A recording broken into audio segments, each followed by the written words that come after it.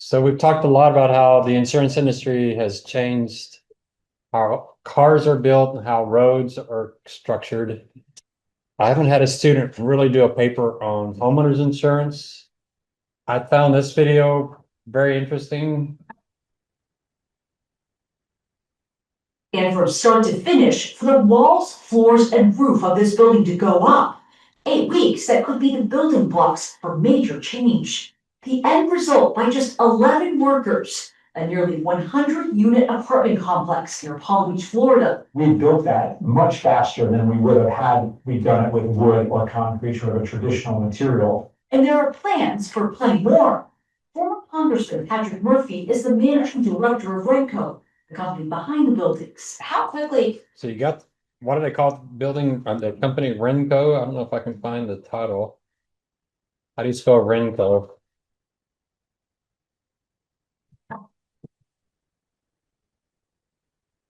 Renco? Anybody having guesses? Renco? R-E-N-C-O.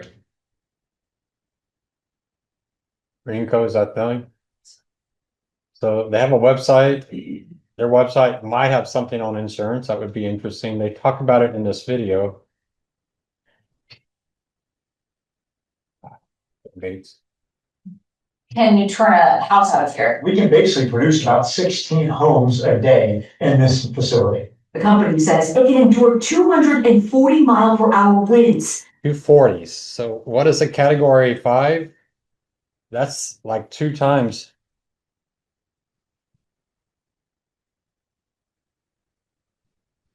Like not quite 2 times, but that's 157 miles per hour. So we're talking about a really strong hurricane. Over 200 miles an hour, it can handle that. It's more fire resistant than most brick and wood. And fire resistant than brick or wood, than brick even. You think a brick house would be pretty so fire resistant. Will they withstand the test? And water resistant. And just think about that. It's just, you just make sure you've got all the doors closed. Okay. They've been such a long lifespan that the insurance on our first building is about 20% less expensive for about. So 20% less expensive. So you have to compare that to how much more the house costs. Now this would be great for my business finance class if I teach again. It'd be a really good cost benefit analysis. It costs more, the materials more, but you have fewer workers, so you do it faster, so you get your rent faster. And then the insurance is cheaper and it lasts a lot longer. That would be a really good project to kind of look and see, is this worth it? Sort of long-term insurance. Why is that? It doesn't rot, it doesn't rust, pests don't eat it, right? Termites don't eat it. What is this material made of, right?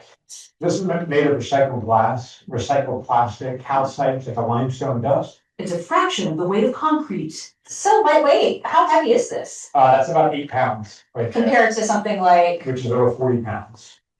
The blocks are glued together with an airplane adhesive designed to last hundreds of years. Color-coded blueprints make it easy for nearly anyone to build. That actually comes together really quickly. While the bricks are more expensive to construct up front, Murphy says decreased time and labor means cutting costs overall. We saw this wall go up in less than 9 minutes. What does that mean for the speed in which these buildings can be assembled? Basically means we can get a lot more product built a lot faster with unskilled workers. New methods based on an old favorite. So I gotta ask, does someone who's was watching it? These shopping centers, townhomes, and warehouses have been built. Your company calls it. They are somewhat boxy. So the housing may not like it, but you saw that apartment complex, that looks like a pretty normal apartment complex, doesn't it? It doesn't look all that unusual. And you could probably, add some extra artistic stuff around the edges. It's the most disruptive innovation in construction in more than 100 years, which is a big statement. The last big breakthrough there was reinforced concrete. That was 100, 125 years ago. So now all of a sudden we have this new material that's displacing all of that. Globally, last year, 114 million people were displaced for natural man-made disasters. So when I think about that, this has to be a moment of change. Leah Azaroff is an architect who teaches sustainable construction at City University of New York. The disadvantages of building this. It limits some of your design. The product that they have is wonderful, but only creates very boxy buildings. But Azeroth, who is not Now, they don't mention roofing. Roofs are extremely important to homeowners insurance. That's why I think their website might be interesting. Does this go all the way up to the roof, or is the roof still shingled? You know, there's been a lot of advances. He didn't mention that. He talked about reinforced concrete. There have been a lot of advances on roofing. And so that by itself could be another topic. That's one of the biggest costs for insurance companies, especially for hurricanes and hail in Texas. But they don't address it in this. affiliated with the company, says the structural and time-saving benefits are crucial. When I see innovation in the marketplace like this, yes, we can build to fire resistance, earthquake resistance, to hurricane force winds, tornado And you're seeing all the big guys in there. force winds. We have to have the guts to try new ways of doing things. So interesting, right? That could be a really good topic. Here's another one. This is related to the problem State Farm is having. I may not play all of this, but just so you can see. Well, Policyholder. He resides in North Carolina. He and his family suffered devastating damage to their home after a tornado. He's here to testify to that effect. Mr. Vitale, the floor is yours. Thank you. Early on in the morning of September 27th, my family was woken by a tree crashing through our roof. My wife and in-laws, who were in town visiting at the time, rushed into our toddler's room to make sure he was unharmed. The storm was still raging, so we moved my pregnant wife and child to the floor next to our kitchen island in our single-story ranch home, where we felt it was safest. Before we lost power, I was able to file a claim with State Farm. At that moment, I didn't realize just how severe the storm was. I was simply focused on figuring out where my family would stay that evening. While on the call, we abruptly lost power and cell service. For the next several hours, we sought cover as a total of 4 trees fell on our home and water poured through half the house. Once the storm subsided, all 5 of us camped together for 3 days in what we assumed to be the safest section of the home. With my wife's pregnancy being high risk, it was critical that she had access to medical care, and our 2-year-old son needed a safe environment. The moment I could, I evacuated my family to my in-laws home in Ohio. With them safe, I returned to North Carolina to begin the insurance process and to find a place for us to stay once water was restored to the area. Our first inspection was State Farm was on October 7th, 10 days after Hurricane Helene. The inspection seemed to go well enough. While on site, I spoke to the inspector about the ample additional living expense coverage included in our policy. You can imagine my dismay when I received a voicemail the next day walking back the information he shared, instead stating that our home was being considered habitable by State Farm. A home where I watched water pour through the outlets, where the sky is visible from our 2-year-old's bedroom, our nursery to be, our living room, and our bathroom. At that time, cell service in Asheville was still limited, so my wife from Ohio was trying to speak with State Farm.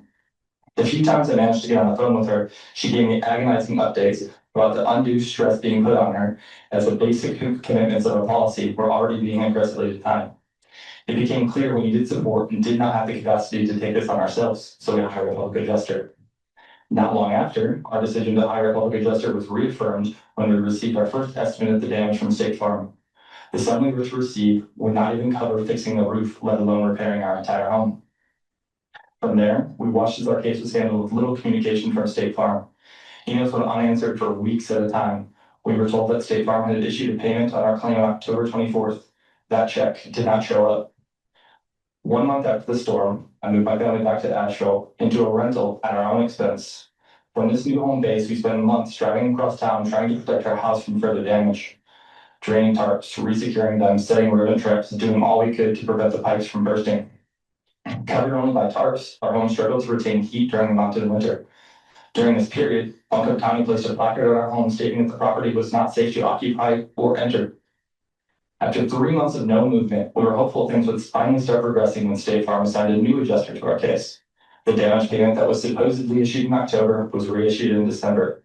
However, we quickly lost hope again when it became evident that we were starting over from scratch, having to provide all claim information again. It was as if all information from the previous 3 months was lost. All the while, State Farm communication remained scarce. Re-inspections were discussed, and no one would show up. And the little communication we did receive, it became clear that this new adjuster was not qualified to speak on general home construction and repair. We repeatedly reaffirmed the need for critical repairs, only to be met with the adjuster's opinion of, "I don't think that is necessary." He dismissed formal inspections conducted by contractors and mitigation specialists. The broken trusses struggling to hold up our roof simply were not a matter of opinion. After 123 days of our home sitting untouched and relentless communication on our end, our re-inspection was finally scheduled. During this inspection, as we stood staring at our gutted home, State Farm's adjuster admitted that their initial estimate was too low and said he would be refiling for the policy limit. Even so, an hour later, we stood in front of the county's unsafe structure notice as he told my now 8-month pregnant wife that separate living accommodations for our family were not required and that the county notice, which we had provided at least half a dozen times, did not matter in the eyes of State Farm. Despite dismissing the need for coverage, this adjuster then admitted he was unfamiliar with our specific policy, instead citing a policy that did not apply to us. He went on to say that he would see what he could do about covering additional living expenses now that it was winter. After dealing with State Farm for 5 months, it was no surprise that when a revised estimate of the damages came through in February, only minuscule adjustments were made. Expenses we had already covered personally and for which we had provided State Farm with invoices were short paid. Again, we found ourselves needing to continue covering expenses out of pocket while still being unable to fix our home. At that point, we sought legal assistance and were ultimately forced to file suit against State Farm. After 157 days, only after we took legal action, the structural engineer we had been requesting for months was finally sent by State Farm.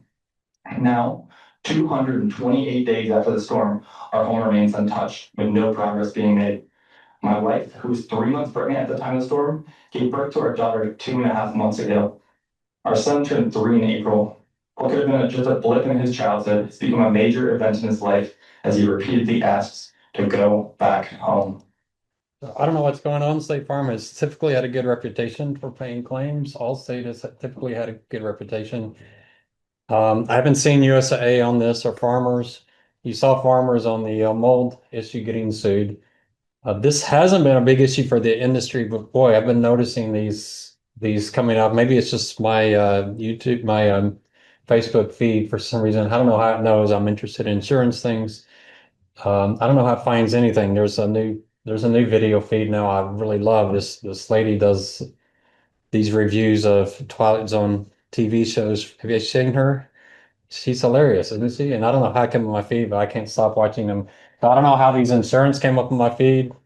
But I'm interested. What's there? Is there something going on? I'm giving you the consumer side. What's State Farm and Allstate side? What are they saying? They're going to maybe argue they're trying to keep costs down for the other policyholders or whatever.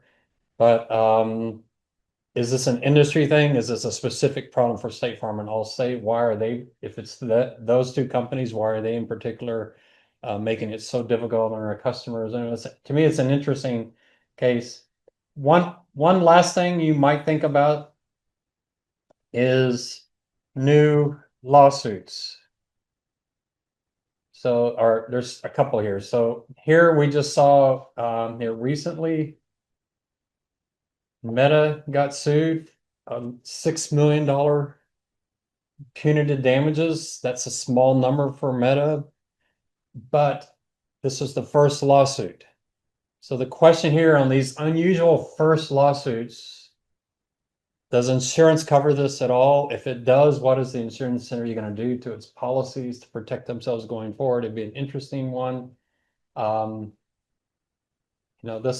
These type of lawsuits, they can fall under general liability, they can fall under product liability, kind of depends on the product. You saw the first lawsuit on a detransitioner. Y'all probably seen that, a very controversial topic. What is that going to do? Who would pay for that from an insurance standpoint? And then you're also seeing the insuring, shipping, and car moose. I've had several articles in the Economist talking about what's going on there, how much the costs have come up. Here you just see the U.S. government has introduced $20 billion reinsurance program. That's an interesting catch I had just now. Just bringing this up. So I hope somebody will pick some of these topics because no one has ever written on them before, and I'm interested in them, and I don't have time to go out and look. It's not a research paper, so I'm not asking you to go out and find 20 articles. Find 2 really substantive articles could be plenty. And again, if you don't have an Economist subscription, you can sit down with me with the Economist. We can probably find many of your articles on The Economist. Some of these are so industry specific. You may not, The Economist articles on the insurance in Hormuz, that's like 3 paragraphs out of a much longer article, so it doesn't quite fit for the industry. Trump has been saying he's going to do these things, which the economists saying are going to be a lot more difficult than he's kind of leading, especially having the military lead ships through. There's some complications on those kind of things. And then, part of that is how much is insurance to the cost of shipping? Is it 2% of the cost? Is it 1,000% of the cost? The numbers I saw didn't look massive, but the percentage change is pretty massive. So like 0.3% to 2%, that's a pretty big jump in the cost of insurance. So just doing insurance and Hormuz, you will find articles. Lloyd's London right there. That's going to be a big one. There's a good article right there. I don't know if it's lengthy enough by itself. Not quite long enough, but certainly some stuff. And there's some links to other articles that might be. Yeah, there's the one on the U.S. government reinsurance that could be part of your paper as well. So there's some interesting topics there. Anything, I want you to have your topics this week or even tonight. Anybody, Cy, Rachel, Marcella, who's got a topic they want to give me? Or Carlos? Cybersecurity. All right. Jesus. Auto safety and transmission. Okay, this one here? Yeah. All right. Telematics. That's one of my favorite topics.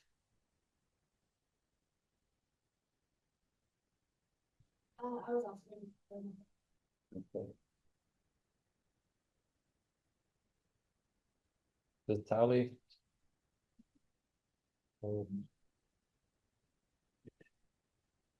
AI role in claims processing and underwriting. All right. There probably are some good articles out there. Just make sure you're probably on a topic like that. You're going to get into more very industry specific sites that are really in the industry, but there's articles out there. Oh, what? Oh, okay.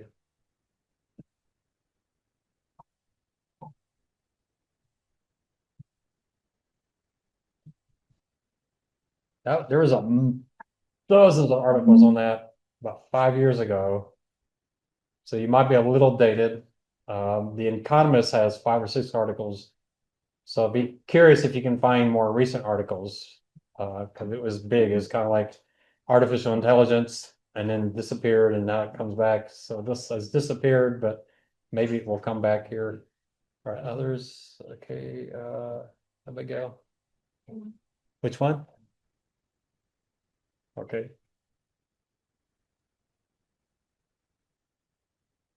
Right. Let's see. Say it again. Car, but in what aspect of it? What aspect of car insurance? That's kind of broad. Think about it and let me know. My hearing is really, really bad, so I can't. The homeowners insurance. So the one we were just talking about, how the homeowners is, let's see.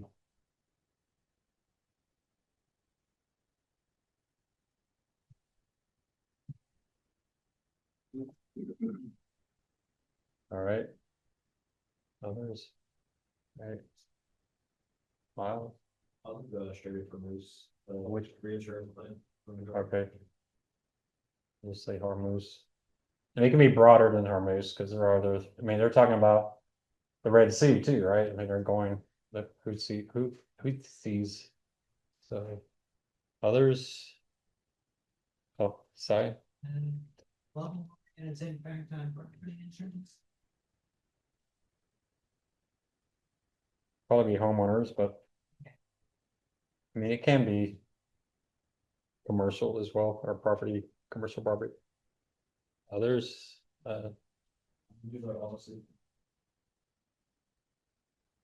Bernardo, right? Okay, Can I do the cybersecurity insurance? all right, telematics, all right. There should be plenty on telematics out there. Don't forget about Root Insurance Company. They're a really good site to go to. Topic. All right, we got a few more out there. So this week I want to know what you're doing because we're getting close to the end of the semester. All right. Yeah, so new lawsuits I think is interesting. None of you are taking that, but when someone wins 6 million, it sounds, oh wow, it's a multi-billion-dollar company, maybe in a trillion-dollar company. But it's the class action. Can you imagine social media being sued? That topic. Who gets excited about that? It's the trial lawyers, right? Because they're going to make a fortune off of that.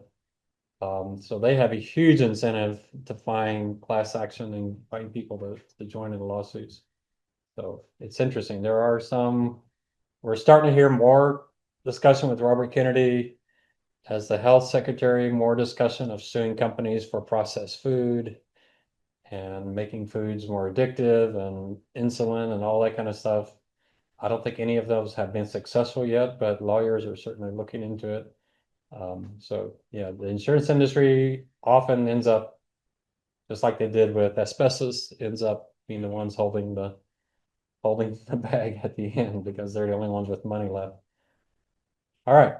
So we're going to talk about insurance pricing. We'll go back to the class notes.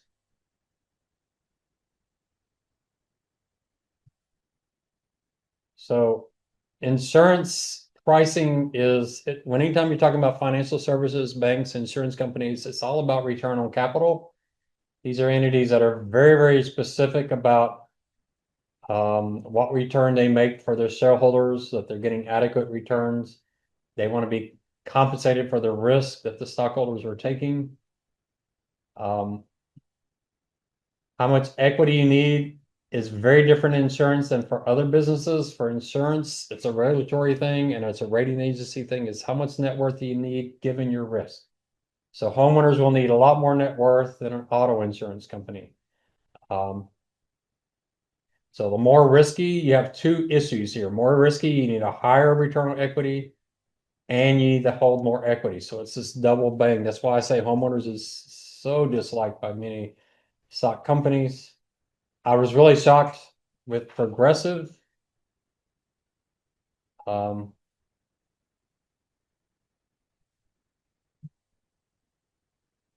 didn't think they'd ever get into the business, and it looks like they've gotten into the business. I don't know why. I wonder if they actually sell it themselves or if they're not just combining some of the company's product. I mean, there she is, right? Famous person here. Is she still on TV? She still does commercials. Yeah, I don't know if you have seen the video of her getting that job, and you have seen that. She like just kind of did something crazy, and they say, "Wow, that was really good. Do that again," and it became her crazy person approach. But yeah, it's interesting. Why would a firm like Progressive, who's doing really well in auto insurance, has really taken over? Progressive used to only do high risk. USAA used to use Progressive for its highest risk drivers, and then they broadened out, got really popular, were really good at the marketing side, making a lot of money in auto. Why in the world would they go into homeowners insurance? That's a question I don't think I can answer, but it's interesting. Like obviously they think they can make money, but it's also going to require them to hold a lot more net worth, and the required returns can be higher. Maybe their homeowners is making that much business. Maybe they're not in states like Florida. Maybe they're being real selective in which states they enter and staying out of Texas and Florida and Hawaii and California, those states with earthquake and hurricane exposure. Who knows? But it's curious to me that they would do that. It was funny. Prudential used to just be life insurance, and they went into the property casualty side, and they did homeowners right before Hurricane Andrew, and Hurricane Andrew completely wiped out their entire PNC company. That one storm, and it was kind of like really, really bad luck. Um, So yeah, homeowners is a risky business. When we do the capital requirements for insurers, they do something called risk-based capital, where they break up their risk between C1, C2, C3, and C4 risk. We're not going to do that when we do pricing. I'm going to make it much simpler, but they do have this. C1 risk is your asset risk. C2 risk is your insurance risk, homeowners or auto or commercial. C3 is really only life insurance because it's interest rate risk, and then C4 risk. If you look at how homeowners is so much more difficult, let's say homeowners makes you $100 million. Your auto insurance business makes you 50 million. So your homeowners has twice the profitability of your auto business. Your acquired net worth is $5 billion for homeowners. Why? Because it's really risky. So you make $100 million versus 5 billion, you only make 2%. For auto business, you have $50 million, but you only require $500 million in net worth because it's just not that risky of a business. You don't have millions of cars all getting destroyed simultaneously, like you have houses being all destroyed. So here your ROE is 10%. However, with homeowners, 90% of the requirement is coming from only 10% of your customers. At USA is even more skewed than that. Over 90% is coming from like 4% of their customers. They could have canceled 4% of their customers and eliminated 10, $15 billion of required net worth and just send it back to their customers. So homeowners is very skewed. I don't understand why businesses do homeowners, especially in those risky estates. It would be interesting, almost could be a project. Why would Progressive get into homeowners and see what states they are in? That would be kind of interesting to me. So if required ROE is 8%, maybe it's 10% for homeowners and 6% for auto, you really would be better off just shutting down the entire homeowners business and getting out of it entirely, or getting rid of those customers that require most of your probable maximum loss. It really is that straightforward. We had those debates at USAA. That USAA debate was, this is how they did it, serving the member versus serving the membership. That was their big debate. USA is owned by its members. Are you really serving the membership if 4% of your members live on the coast and you're losing a lot of money, you're setting up a lot of net worth? And USA's said, we serve military wherever they live. Do they have to do that? Would it be an awful thing? As USA said, no, you know what? We're going to really serve the other 96% extremely well, and we're just going to give up on these 4%. Military officers love to live on the coast and love to live in hurricane, earthquake-prone areas. They tend to be very wealthy, so they have extremely expensive houses and really dangerous places. So that's the debate we have. I was always on the side of, why are we serving everybody wherever they live? It doesn't make sense, but I wasn't an exec council member.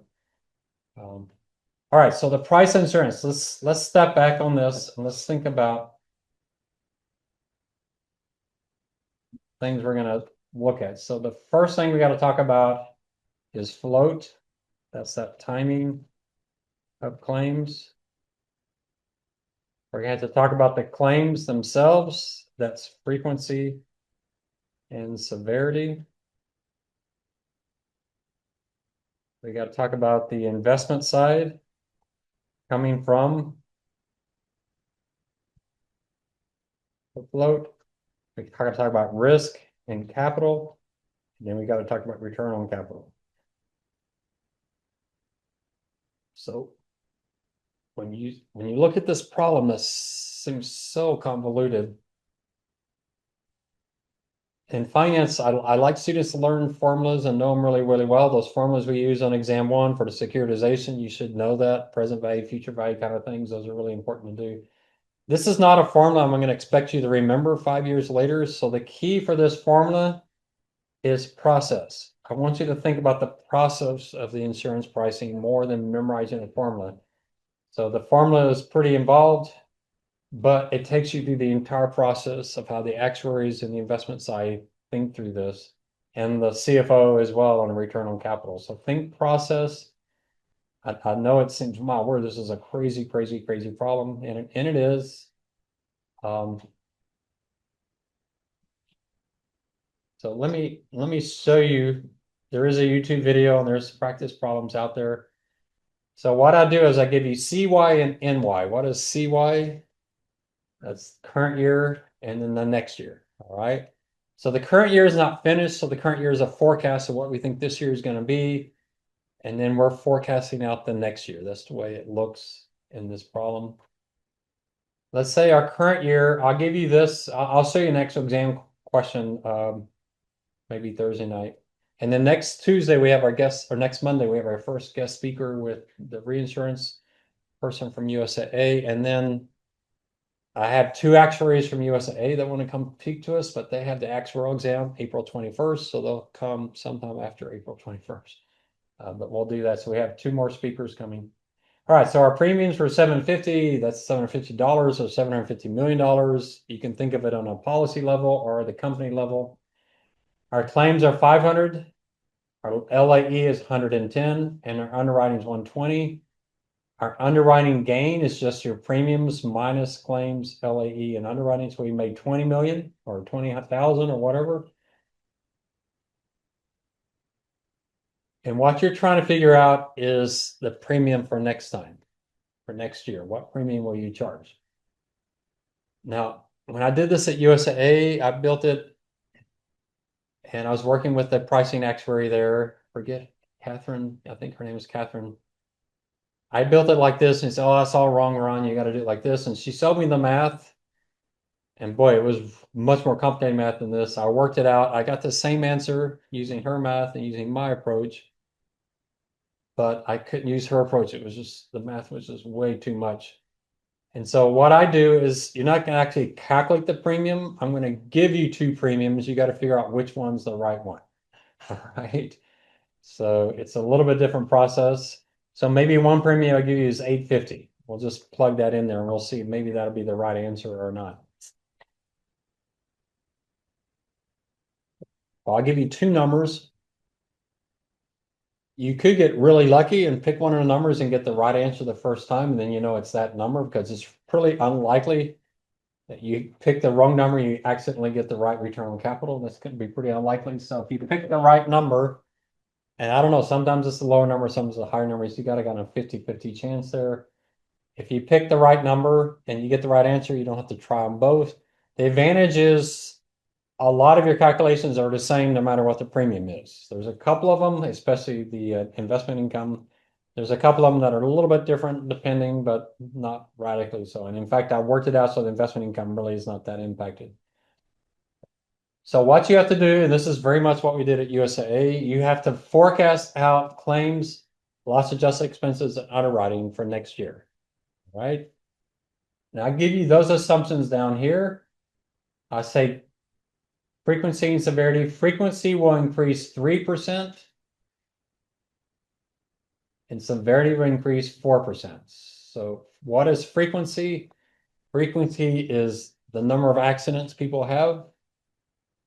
Severity is how much you're going to pay out. Severity can very much be inflation, just that car prices are going up, body shop repairs are going up, medical costs are going up, housing prices are going up. So a lot of severity is just the price of things going up. Frequency going up, it can be you're just expecting more accidents. For some reason, I don't know why it would be 3%, but frequency is going up. You have the same thing on LAE, but I'm going to give you the same numbers on LAE, same frequency and severity. That's actually not always the case, because a lot of times your LAE is your employees, it's your lawyers, it's your adjusters. That inflation can be very, very different than inflation on body parts and housing parts, but I'll make them the same, make it simpler for you. So that's really pretty straightforward. So look at how I have the formula here.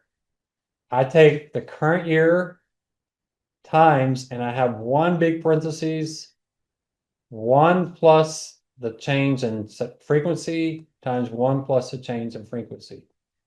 By doing it this, I'm kind of combining the two. So the increase in frequency is also going to slightly increase your severity. The increase in severity is going to slightly increase your frequency. So they're kind of combined, but pretty straightforward. The current year times 1 plus 3% times 1 plus 4%. So we're expecting the 500 to increase to 535.60. Right? The exact same thing for LAE. LAE has a frequency part and a severity part to it. Okay. Underwriting doesn't have a frequency and severity. Underwriting just has an inflation number. How much do you expect your costs to go up? That usually comes from the CFO department, not so much from the actuaries. It kind of depends. Some actuaries do get involved in the expense side. All right, so getting from the current year to the future year on claims, LAE, and underwriting is very straightforward. For claims and loss adjustment, you just take the last year times and then 2 growth rates, frequency and severity, and then underwriting, it's last year times 1 plus 1 growth rate. All right. Then that gives you your underwriting gain. That's just your premium minus those 3 numbers. Now, one thing that's really helpful to do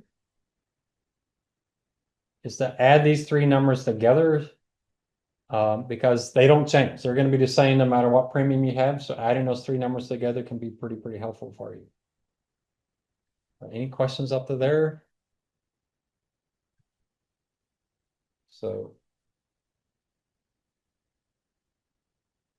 step 1, forecast loss, LAE from expenses for next year. Your losses is current year losses times 1 plus frequency change times 1 plus severity change. And that's the exact same thing for LAE. And then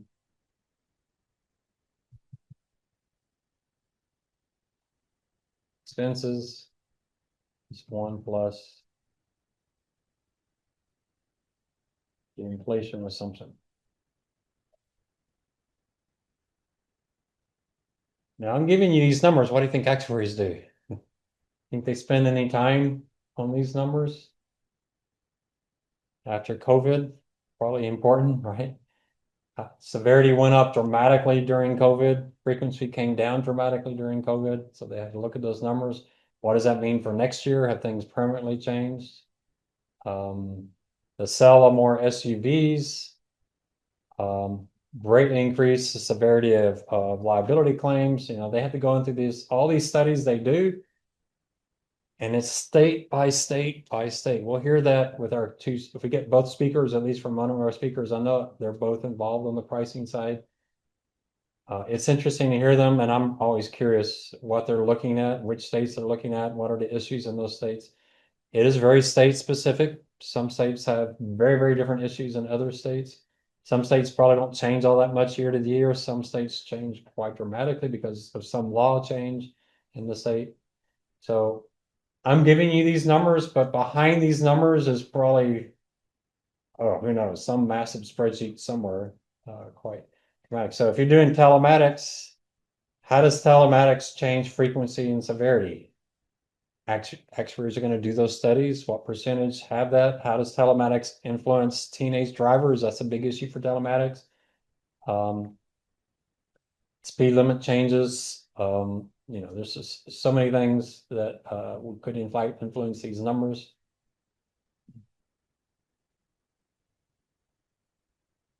The next part is a little bit tricky, and that is taking these 3 costs and adjusting them for float.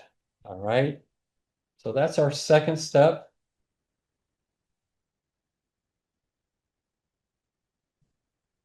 just losses, LAE, and expenses for float. Now, how are we gonna do that?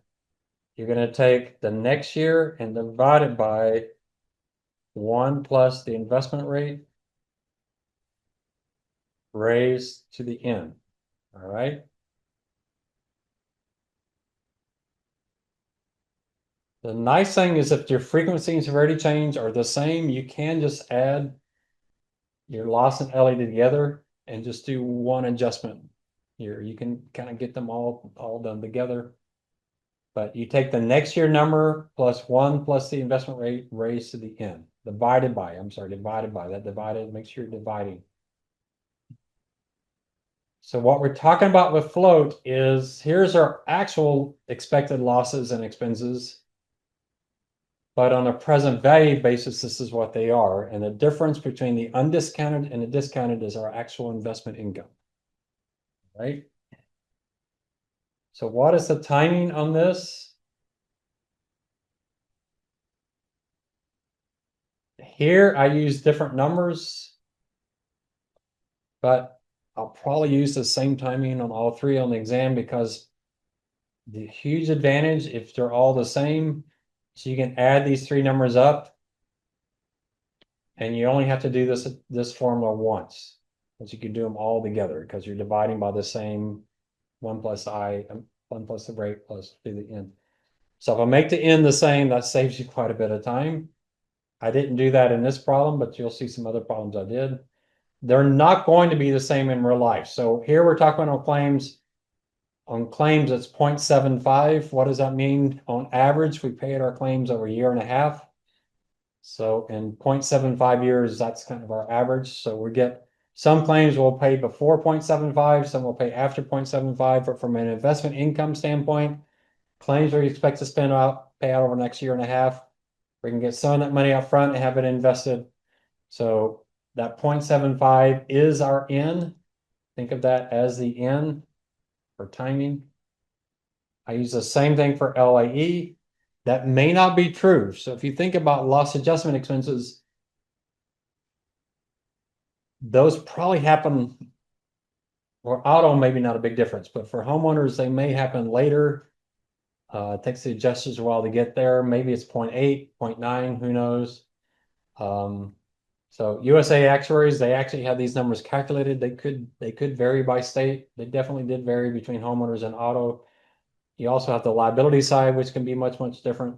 So it kind of depends on the product. This is a short-tailed line here, 0.75. And the ones I'll give you will be pretty short-tailed line. Asbestos, this could be 20, 25 years. It could just take a very, very, very long time. So I'm using what's called a half-year convention. So essentially saying, hey, if it takes you 18 months to pay this out, then it's just kind of pick the midpoint, and that's your timing.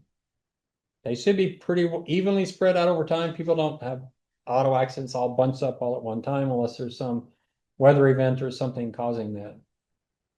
So that's your step 2, is just to get the present value of those losses.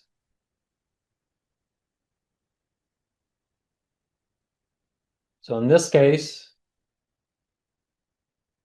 I took next year's losses divided by 1 plus the investment rate. C16 is the investment rate, 4%, raised to that 0.75.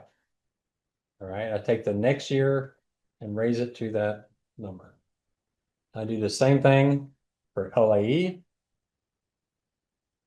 and the same thing for the expenses. If the N is the same, you can just add the 3 together and do the formula with the 3 of them added together, right?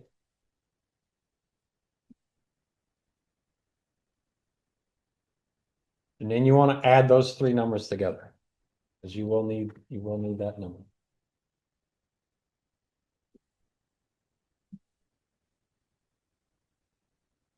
That's all we're going to do with these numbers, is just get the total, what the total is. So your next step is calculate investment earnings.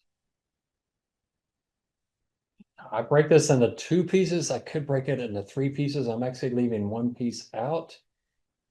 And it's because it's pretty immaterial. I don't know exactly how actuaries put this in there. It's pretty immaterial, but I'm giving you two pieces. So piece one is your next year minus the present value for your next year. So essentially step one minus step two. All right.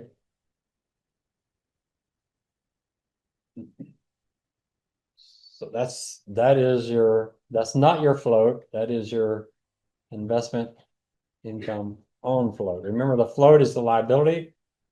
It's that timing difference. It's those things you expect to pay out, you haven't paid out, so you're investing it and making the investment income. So don't get confused and talk about float as investment income. Okay? Float is that timing difference, it's that liability, it's those reserves that you get to invest. So investment earnings is the investment income earned on that float. The piece two, I don't know why I put this in here, just maybe make it a little more complicated.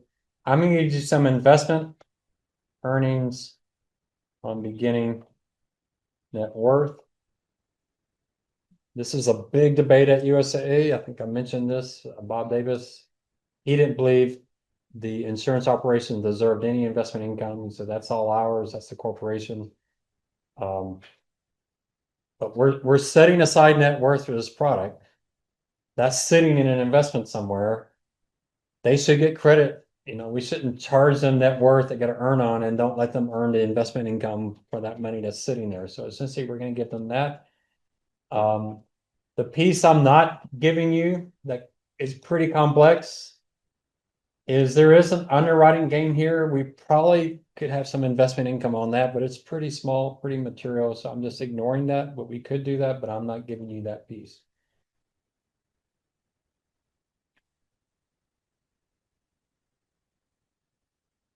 All right, so there's step three. The first one, you just take step one minus step two. That's real simple.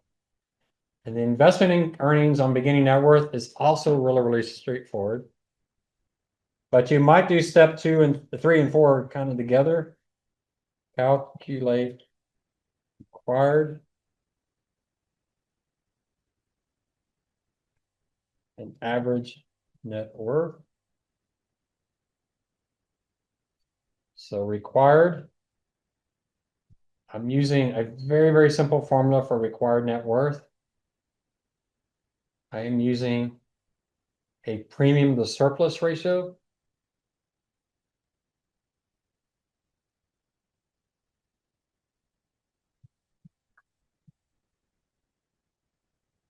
I'm using a very famous one. You could probably find articles in this. This could almost be a paper topic. The premiums to surplus ratio, is this AI here? I don't know. Premium to surplus ratio is a financial metric used in the property casualty insurance industry, not in the life insurance industry. A ratio of 3 to 1 indicates that an insurer is writing premiums at a rate of 3 times its surplus. That means for every $3 in auto insurance premiums you have $1 in net worth, which can signal potential risk and challenges in maintaining solvency. Maintaining this ratio below 3 to 1, you don't want it above 3 to 1. You don't want to have $10 in premiums and $1 in net worth. What's wrong? Well, first of all, what's the source of the 3 to 1? And I think we know. I think it comes back from the 40s or sometime. You could probably find an article. So who came up with 3 to 1? So it's decades and decades old. Does it make any sense? Well, no, 3 to 1 might be too high for auto insurance, and it might be too low for homeowners. 3 to 1 might be really risky for homeowners, and might be like way too conservative for auto. You might be able to get by with 2 to 1 with auto. So who knows? Who knows where this? I remember actuaries telling me about it. I've seen the history of this. I think someone threw it out at some conference at some point, and it just stuck. People started using it. I get confused on this ratio. You can already tell I get confused on the ratio. The reason is higher is worse. So 5-to-1 is more risky than a 2-to-1. If a company is rotting 5-to-1, they're $5 a premium than $1. Bob Davis, our CEO, did not like higher being worse. He liked higher being better. So he flipped it and did net worth over premiums. So my mind is so warped, it's hard for me. I have to stop and think every time I do it. But we're gonna use the industry approach. So all you got to do is take your premiums. It's really straightforward. You take your premiums, 750, and divide by 3, and that gives you your required capital. All right. So that's your current year, your next year, 850. 850 divided by 3 gives you 283.33. And then you take the average of those two. All right. So you need those numbers. So the required is your premium divided by 3. You do this both for the current year and next year. And the average is the two added together divided by 2. So it's an easy calculation, but you got to stop and do it. You can kind of do that at any point, but it's good to get it out of the way, get it done. You need it for this step 3 calculation because this piece 2 is taking that current year. I say beginning, I should have said current year. Taking your current year net worth times your investment return. So in this case, our beginning net worth, our current year net worth was 250. Our investment return is 4%. So 250 times 4%, that gives us our final investment earnings, right? Can anybody remember the 4 steps? How much is sticking with you? Step 1, forecast what? Claims. How do you do that? Current year times what? Frequency and severity, right? You do that. And then step 2 is what? That's just for the float. So you want to get that investment income. So you're going to take the next year and do what? Divide it by investment rate, exactly, good. Yeah. Yes, so the sum of those next year, but you're going to divide by 1 plus your investment rate raised to the end. Then what we need to do is get your investment earnings, and remember there are 2 pieces. What's the first piece? X minus X. We just talked about step 1 and step 2. What's your first piece of your investment income? Step 1 minus step 2. And the second piece is your current year times your investment rate. All right. And then step 4 or step 3, you can switch 3 and 4. You need your required net worth and you need the average. The average is the last number you need, but you need both. All right, let's look at step 3 here. So the sum of the next year is 778.23. The sum of the float adjusted is 756.87. The difference in that is 21.36. So that's the first piece.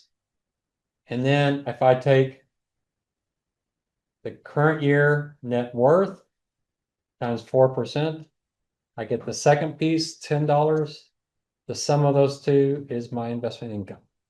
All right, y'all see that? Pretty straightforward. We'll do this in Word so you can see it as a word problem as well. All right, step 4 is pretty straightforward. Step 5, calculate net income.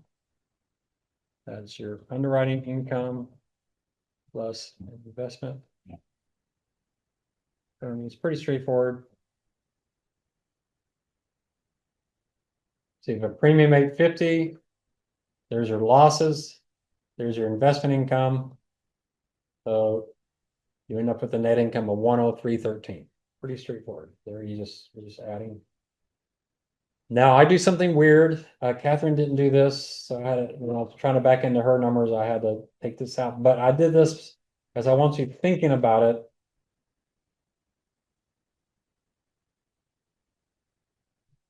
Calculate the change in required net worth. Now, why am I doing this? This is a very USA thing to do, but especially you actuaries want you thinking about it because it's something you could bring up in an interview, which would be pretty interesting. So what we did at USA is we said, okay, we got this business, it's making us all this money. Yeah, we're going to give them their investment income, but we're going to penalize them for increasing risk. We have to hold more net worth this year than this last year. We're going to penalize them for that. So we're going to take that change in required net worth and subtract from net income. We're going to call this a risk adjusted net income. So yeah, our net income went up, but we're having to hold all this extra capital. So we're going to penalize you for that. How other companies do that, I don't know. But here you can see our net worth went from required 250 to 283.33. It increased 33.33.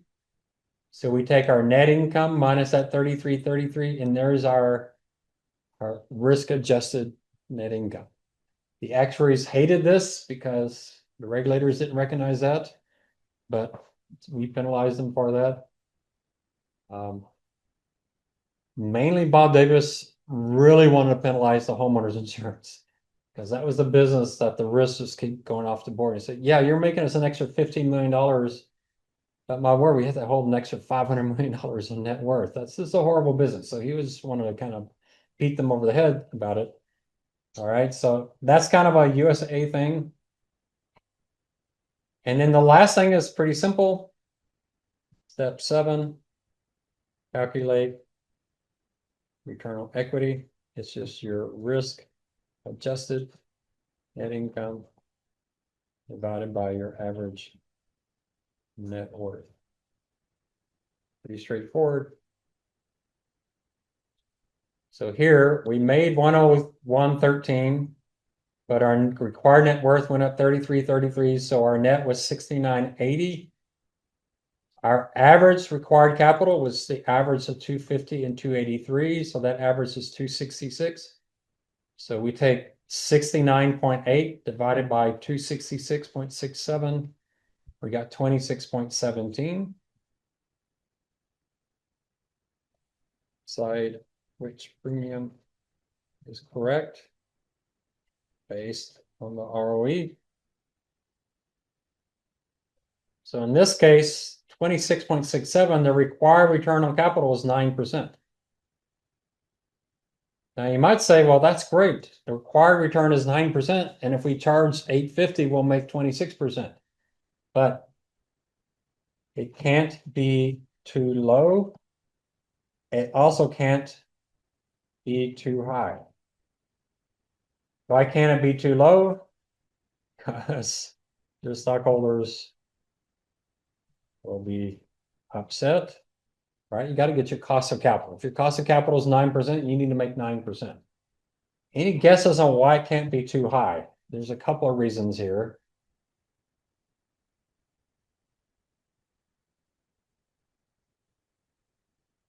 We're filing this with the state regulators. What do you think the state regulator is going to say if you file to make 26% when you told them you need to make 9%? What are they going to say?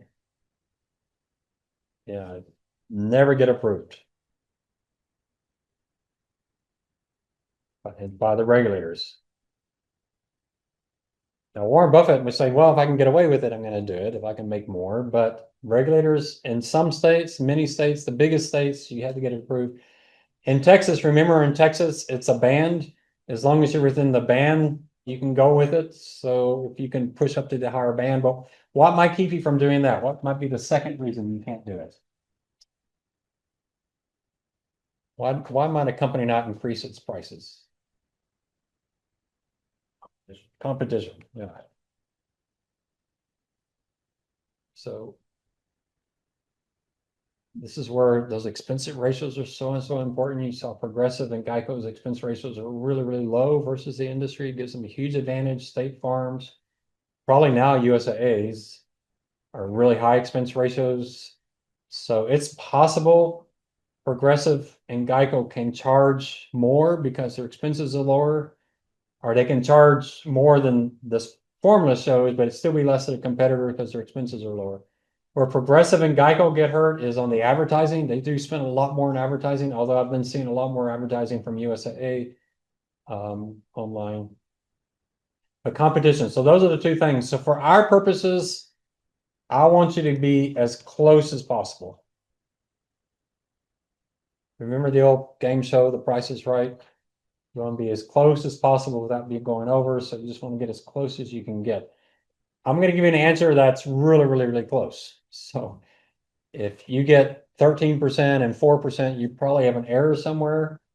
Don't panic on that. But so in this case, I got 26%. So what should the answer be? And I can change this. I'm going to set that equal to 0 by changing my premium.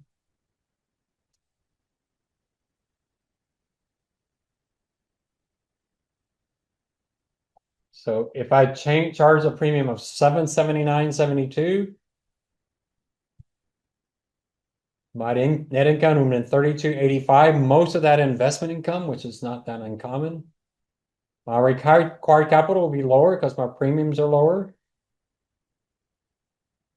My change in required capital is only $991, so my net income goes from 32 to 991. I mean, from 32 to 2295. 2295 divided by 254.95 is 9%. How close is it? Pretty close. How many decimals do you need to go out? That's probably more than you need, but that's the answer. All right. So if you step back and think about what you're doing, you're forecasting the underwriting, you're adjusting that for float to get your investment earnings. Capital is so critically important to this business. It's being driven by the regulators. I'm giving you the 3-to-1 ratio, which is not the sophisticated one that they use today, which is risk-based capital and all that, but 3-to-1 is still out there.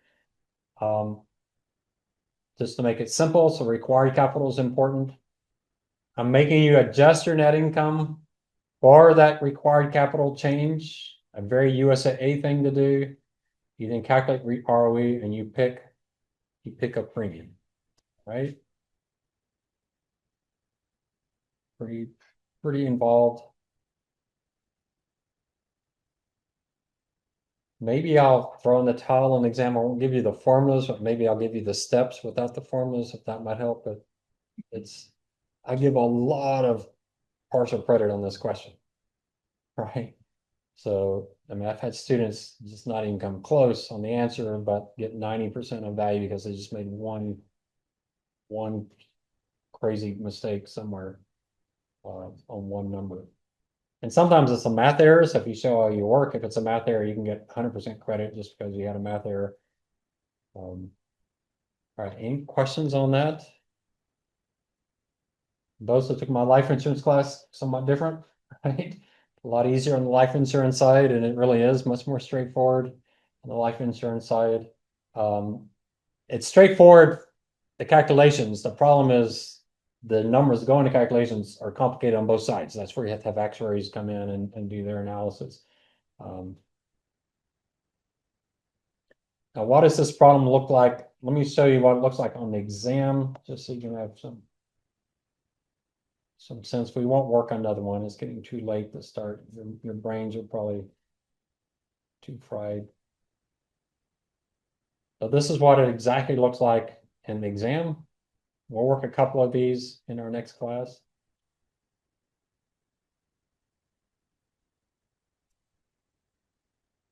So I give you the current year, and I even give you the underwriting gain. I give you the required capital. I say it's 1/3 of premium, so remember the premiums ratio, it's premiums over capital, but here I'm saying just take premiums and divide by 3. Here you notice my frequency and severity are different. That makes it more difficult. I use an N of 0.5, 0.5 here. That does give you an advantage because if the N is the same, even though the calculations are different to get to the the next year, when you do the float, you can just add those two numbers together and divide by 1 plus the investment rate to the 0.5. Underwriting expenses 2.5%. So I have everything here is 0.5, which means you can add those three numbers together the next year and divide it by 1 plus the investment rate to the 0.5. That does save you some time. Cap requirements 10%. Given the above, which would you prefer? Which is the best answer? So again, don't say 173 is the best answer because even though it gives you higher ROE, it's not going to be competitive. The regulators won't let you do that. So pick between the two of those. Here, you're lucky if you pick the lower number first, but who knows what I'll do. I'll probably flip a coin on which way it goes. Maybe you mathematically can figure that out. But that must have been when the Spurs are coming back, aren't they? Pretty amazing in 1 year. They may even have the best record in the NBA. They only have 2 more games to go, or no, probably but 2 games. But y'all heard of Manu? They Argentinian. So name the company after him. That'd be a pretty cool name for an insurance company. So you can see very, very straightforward. What happens in practice, this isn't on the exam, but what happens in practice is what you file with the state is actually your rate increase. Actuaries go all through this and they say, we want a 3.96% rate increase. So that's the actual bottom line, what they do. In many states, that's what they get. And then in some states like California, let's say you filed for a 7% increase. You know California is not going to give you 7%. They may give you 5%. So you file 7 and they come back at 5, or you know they're only going to give you 5, so you just file 5. So some states they just say, fine, you won't need 7%, so yeah, we'll give you 5, we'll give you 4. And it's kind of this random thing. What happens when that happens? Well, if in a future year you only need 2%, you still ask for 5% to make up for the years you didn't get the 5%. So there's an interesting thing that happens with insurance companies that the regulators won't let them price how they should. And then a big hurricane will go through and they have a bad year and you'll see their stock price go up. And the reason that happens, I've seen that with Allstate. The reason that happens is when you have a hurricane or an earthquake, especially an earthquake in California, you know the regulator is going to be a little bit nicer and they allow much bigger increases. And those bigger increases help you out many, many years into the future because it gives you a new base. And so you'll actually see insurance companies benefit, even though they had a big hurricane loss, they'll still benefit because they can get their regulatory relief. So it's a bit of a game that they play. It depends state by state. We'll see when our two, Lindy and Bifaro, when they speak to us, what states they are in and what is it. Now, I may not be able to record that class because they may not want to say things in public about which states they have, but they know their states extremely well. They know what their regulators do and how they respond. But I think this is the only math question on the exam. Exam 2, you had 2 math questions on the first exam, but this is enough, isn't it? It's a pretty good calculation. It is calculation heavy, so you just got to go through the math and get it all worked out. Any questions on this? So just thinking through it one more time, forecast the next year, adjust it for float, get the investment earnings or get the net worth, one of those two. Calculate your net income, adjust that for your increase in risk, get your ROE, and then pick a premium. It's not as complicated as it sounds. Where do students usually mess up? I think most students find the investment income the one that just has too many pieces, but it's really not that complex. If you write it out and kind of get used to doing it, it's good practice. You have plenty of practice problems to work through it. What we'll do, after working a few more problems is we'll work some of these other problems. My favorite problems, so we will get into Schedule P. I love Schedule P. If I were interviewing with an insurance company, I would get their Schedule P and really scrutinize it, really understand it. So we'll get into Schedule P, why I love it so much. So, all right, I'll stop it a little early tonight. Can y'all remember any of the steps for the pricing? Step one, everybody remember, what are you starting off with? You're an actuary, what do you have to start with? Forecast loss. So you forecast losses, LAE, and expenses for the next year using the current year. And then step two,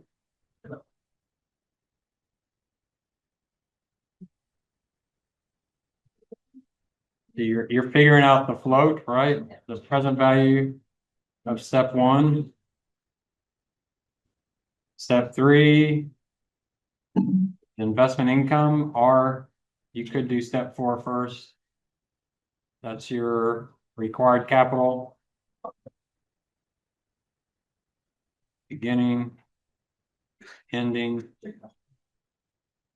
and average. Calculate your net income.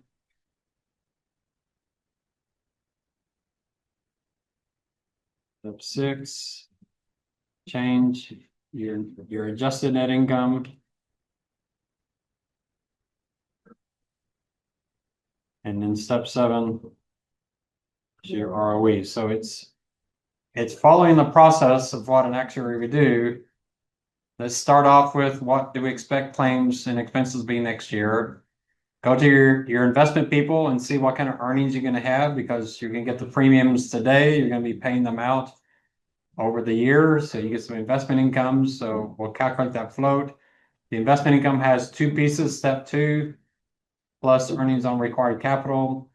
So you kind of need the required capital. I actually think it's probably better to do that as step three and then do step four, because you need the beginning required to do your investment income. You have your net income, adjusted ROE. So it's a pretty straightforward process. Here's a company. I give you the current year. And what you've got to do is figure out the next year. So if we walk through this,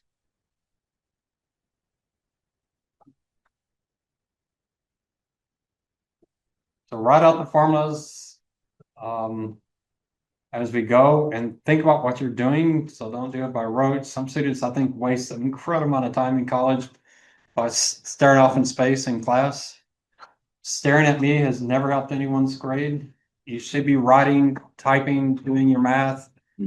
Otherwise, you're just wasting your time here. So actually do the problem. You get to do this on the final. You might as well get some practice now. So do the problem in class. So we start off with each one of these. What I told you is one of the advantages is if your frequency and severity and your ends are the same,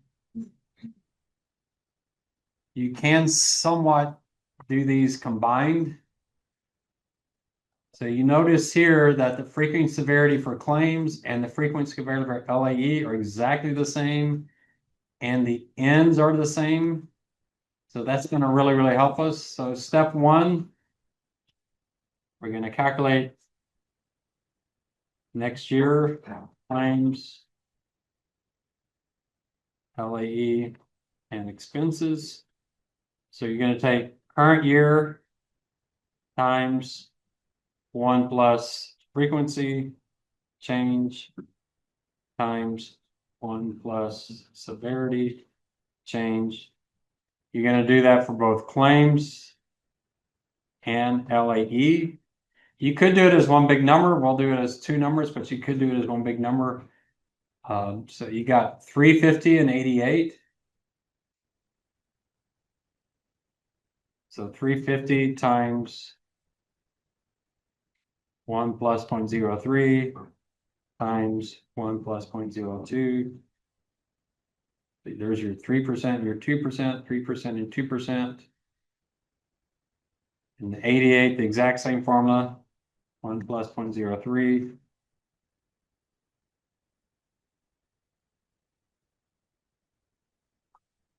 And then underwriting expenses is a little simpler. You got $84 in expenses. So you can take expenses times 1 plus the inflation. A little bit simpler formulas. So 84 times 1 plus, and I don't remember what the inflation rate, 2%.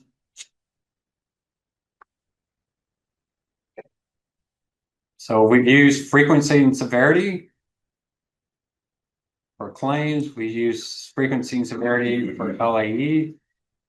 And we've done underwriting expenses. So you will use, I'm not throwing any red herrings out there. All of the data here you're going to be using. So, use every single piece of what I give you here. So that's step one, a pretty simple step. Step two, you're going to take the sum of step one divided by 1 plus the investment return raised to the n.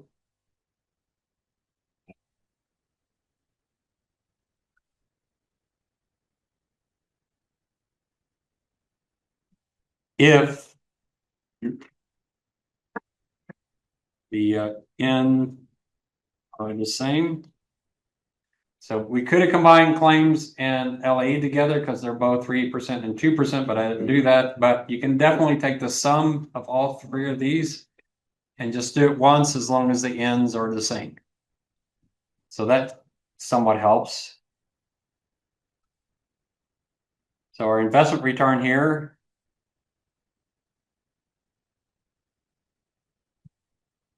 divided by 1 plus 0.06 raised to the 0.5.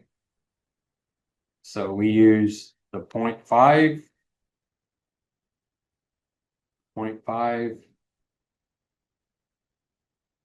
0.5, and we use the investment return. So we essentially, once you get past step two, you've got everything, you've used almost all the data out there. We'll do step three now, just so we have it. Step three, I'm going to do the required capital. So the beginning is just current year premiums divided by 3.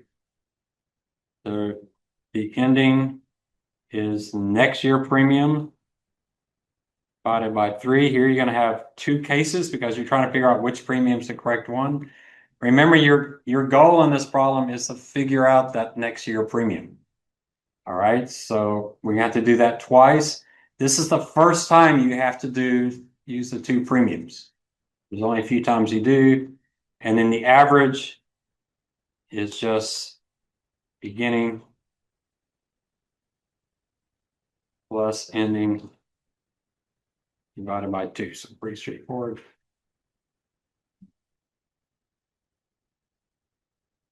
So the beginning here is our premium is 525. 525 divided by 3.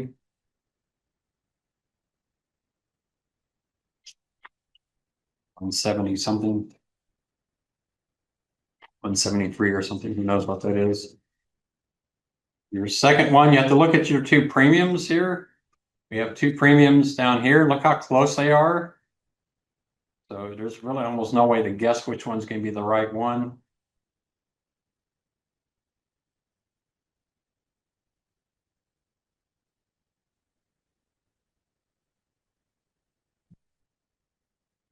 And then you take the average of those 2. All right, so let's get all of these numbers there. Check it on your calculator. So make sure we have the right answer here.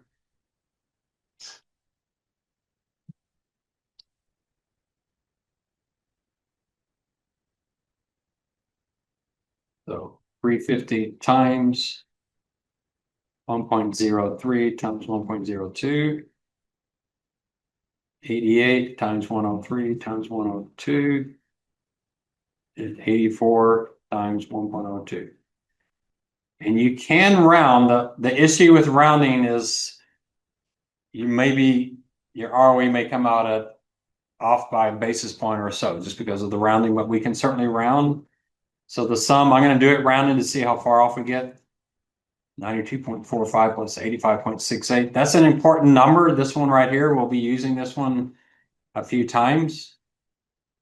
545.84. So write that number down. And then the next number also is important. 545.84 divided by 1.06 raised to the 0.5. That's another important number. Again, we can round.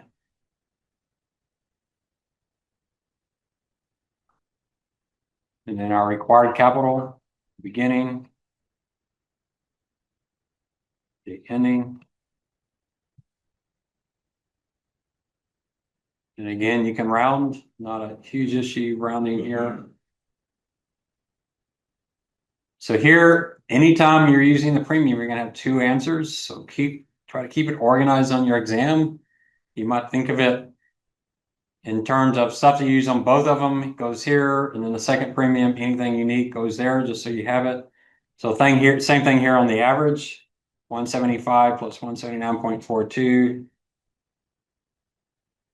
divided by 2, and 175 plus 187.87 divided by 2. You got your two numbers. So then we go to step 4, which is the investment income. It's going to have two pieces. It's going to have step 1 minus step 2 plus beginning required capital times investment return. When you look at it like that, it doesn't look nearly as complicated as it did when we were doing it the first time, but that's all there is to it. So step 1 is 545.84. Step 2 is 530.17. So there's $15.67.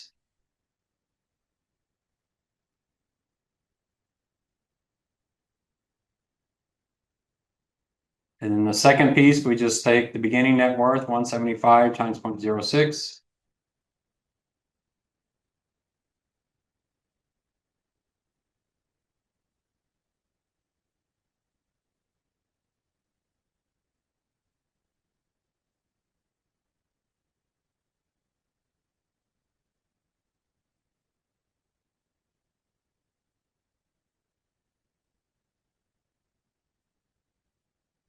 Let's get our net income. So here we're going to need two columns again because we have two premiums. So our net income is going to be our premium minus the step 1 plus step 4. You have, again, two cases. So you have to do it each time. So one premium was 538.27. One premium was 563.62.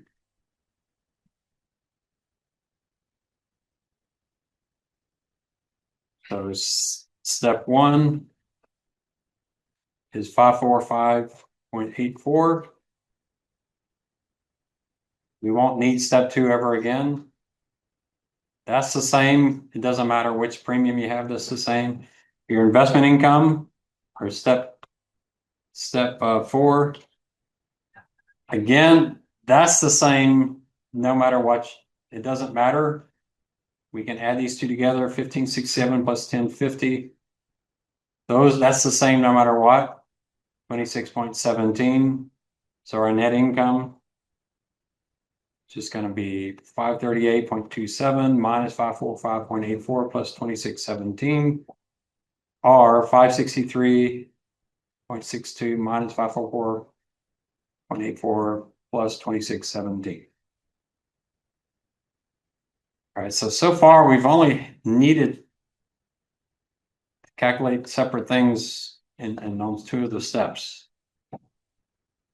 Step 6 is the adjusted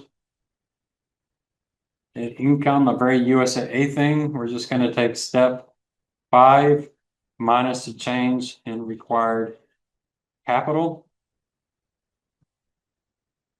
From step 3, I didn't actually do the change, and I should add that to step 3 probably. Probably be good to add that to your step 3.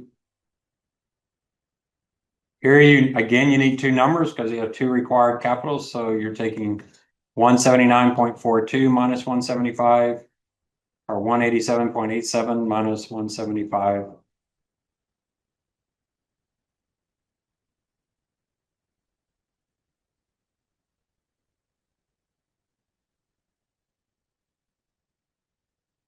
All right. So step 5 is 18.6 and 43.95. Change is 442 and 1287. So the adjusted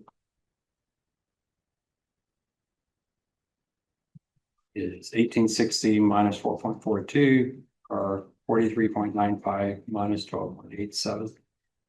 Hopefully one of these gives us the right answer. We'll see. Step 7 is the ROE, and again, you're going to have 2 ROEs. The ROE is going to be your adjusted net income divided by average required capital. So our average required capital, we did that up in step 3. Here's our average, 171, 184, 181.44. So your adjusted net income is 14, 18, and 31.08. Your average required capital, and so your ROE is going to be 14, 18 divided by 177.21, or this looks like the right answer, 31.08 divided by 108, 181.44. Here's your 2 answers. And then you go back to the problem. What's the one thing we haven't used yet is required capital, 8%. Which premium are you going to choose? You're going to choose the 538.27.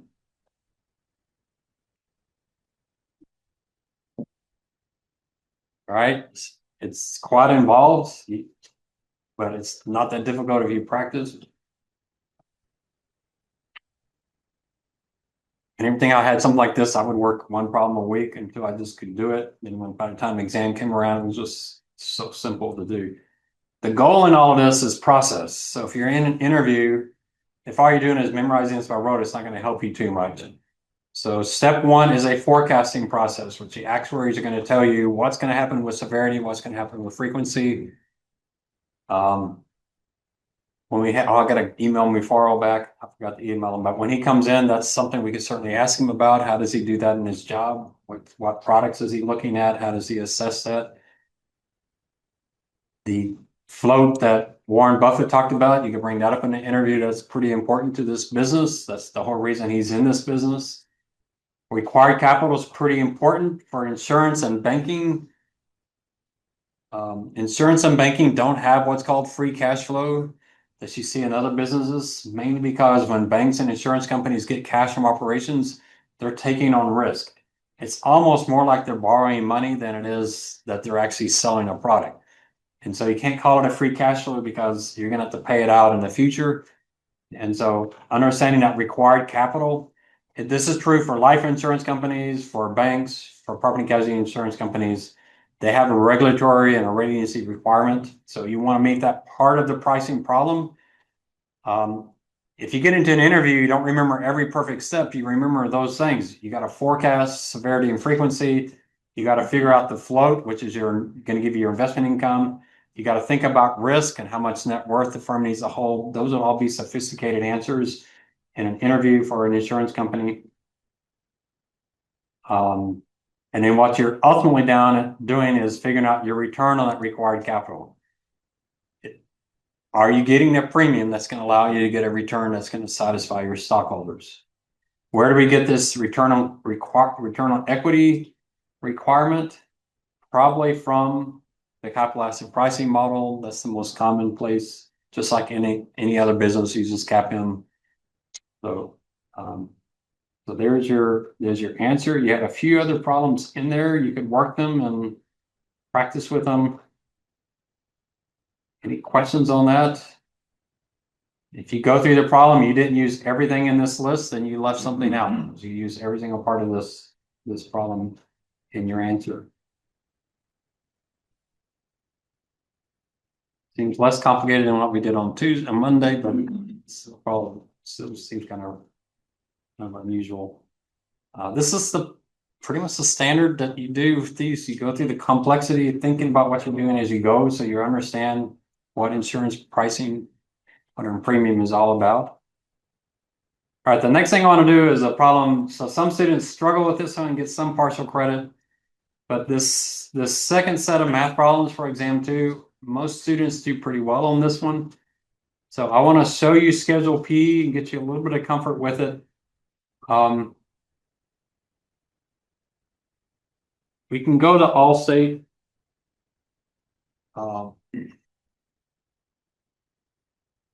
You go to it if you're interviewing for a company and you go to their website, you find the corporation side, because their website's going to be for their customers. But if you find the corporate side, you can find investors, and they have statutory statements. We'll talk about this more when we talk about accounting. Their annual report is on a GAAP basis, which is fine, but we're not going to use GAAP. We're going to use statutory. They won't have their 2025 yet. They might by the time we do the exam, so we'll see. So they don't have the actual statement. So we'll look at 2024.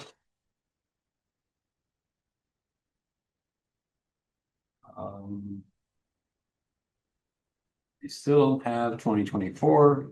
Let's look at for 2023. There's the 2023.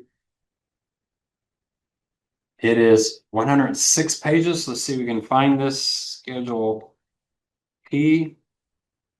Here's Schedule P.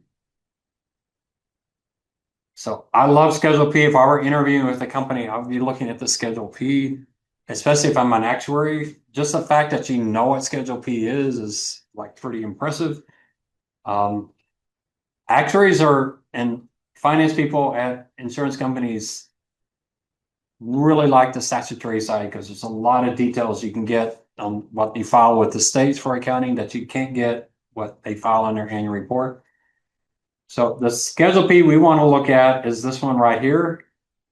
This part 2. So let's look at it first and get used to what it is. Do y'all remember the word incurred? If I have any remembrance of that?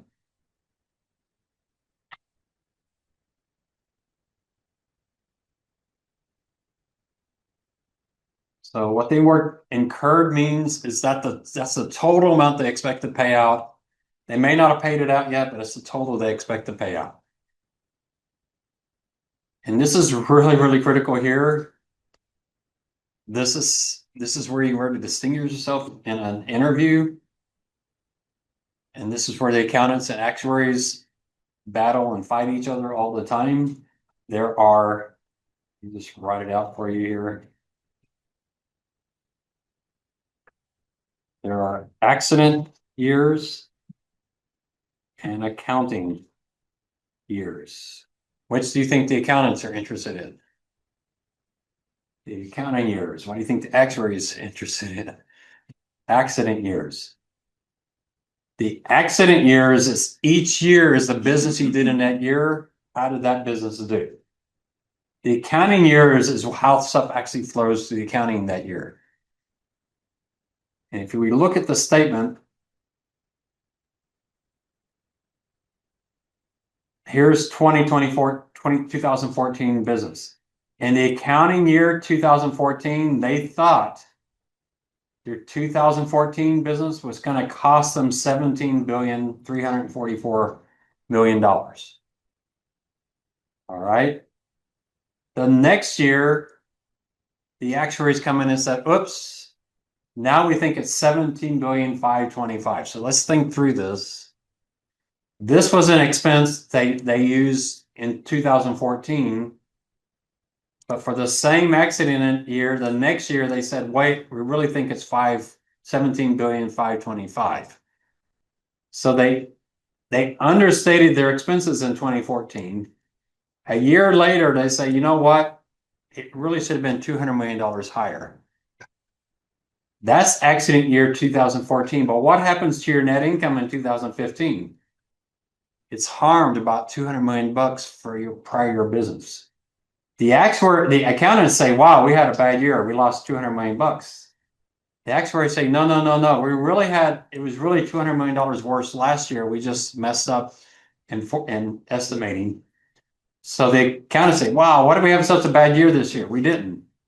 We had a worse year last year. We just didn't account for it.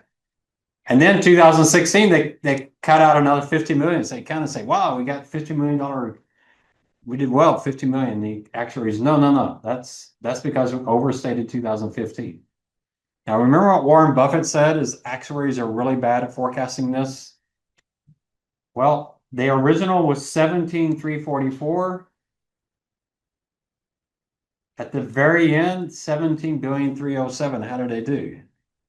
The original was 7,344. The end, 17,307,000,000. That sounds like a pretty good estimate. And was it conservative or aggressive? It's a little bit conservative. So that doesn't support Warren Buffett. The next year for 2015 business, they thought they would ultimately incur 18,773,000,000. The final number came out 18,813, off a little bit, but not much. So they are actually pretty good at this. Now, this is a short tail line. Allstate mainly is homeowners and autos, so they're not going out 20, 30 years, so they should be pretty close. But each one of these will cause noise. I mean, here's a really good example. In 2016, the original was 20,311,000,000, but the next year was over $200 million lower. The accountants are going, wow, we had a great 2017. And the actuary said, no, our 2016 was actually better than we thought. It just happened to bleed into 2017. So across the top are the accounting years. Over here are the accident years, when the losses were incurred. The incurred means this is when you actually have the exposure, but up here is how you actually recorded it, what was reported. All right, you can see how this is such a powerful statement. One of the things they do is they say, forget all these prior years. Let's just look at the last 3 years. And they do what's called a 1 year and 2 year development. You might have remembered Warren Buffett talking about loss development. Since what loss development means is how they fix those estimates over time. So 1 year loss development is they take this year and subtract the previous year. If it's a positive number, they had to add to the incurred. You don't see many negative numbers, so this 2023, they did a lot of adjustments to the negative. Except for 2023 versus 2022. So here they cut out 400 something million, but here they were doing what Warren Buffett called strengthening reserves. As they added to them, here they weakened the reserves. But this is what Warren Buffett was talking about. Strengthening reserves sounds like a good thing, but what does strengthening really mean? It means we understated our expenses in prior years. Now we got to add to them. So this is like the easiest thing on exam 2. You just take this year and subtract the previous year for your 1 year loss development. You take this year minus 2 years ago for the 2 year development. You don't have to worry. You just the most current versus the prior, whatever that is, positive number, that's the number, right? So this 78 million is 20,154, 289 minus 20,075, 357. This 120 is 20,154 minus 20,033. All right, real straightforward number. Now, if you're interviewing a firm, you might say, my word, you're an actuary. Hey, I'll say, what happened with your 2019 business? Why did you suddenly add $400 million? That's a lot, right? This is page 30. Remember that. $400 million for a firm. It's that lost $2 billion. So that 1 year's adjustment was 1/4 of that loss. So they had a loss of $1.9 billion 2 years ago, 3 years ago. They don't have their 2024 out there. So what year is this? 2022. So in 2022, they lost 1,954,000,000. I guess the current year is even more important. The current year they lost 696. 80% of that was that loss adjustment for that one product. All right. So it's material. There's no question it's material. When I'm analyzing firms, I look at the Schedule P and actually go back and adjust years to get the true profitability year by year versus having it being distorted by these reserves adjustments.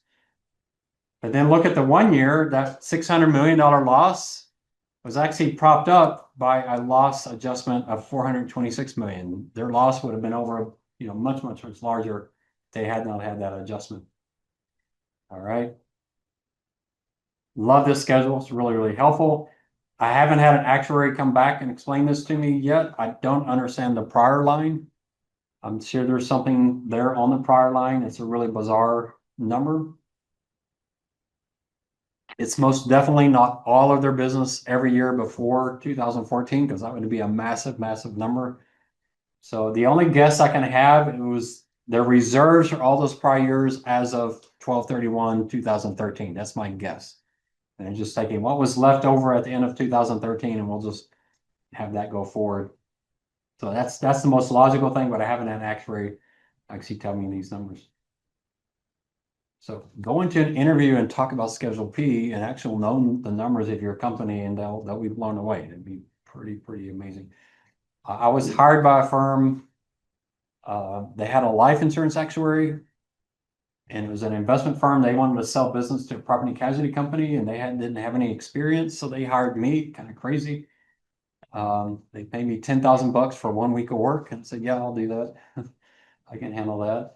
And what they wanted me to do was build a model for forecasting a property casualty insurance company, and I had to build the Schedule P. I had to put that in there so they wanted to do a stochastic model, and you have to have Schedule P to do that stochastic model to kind of see where things are going up and down.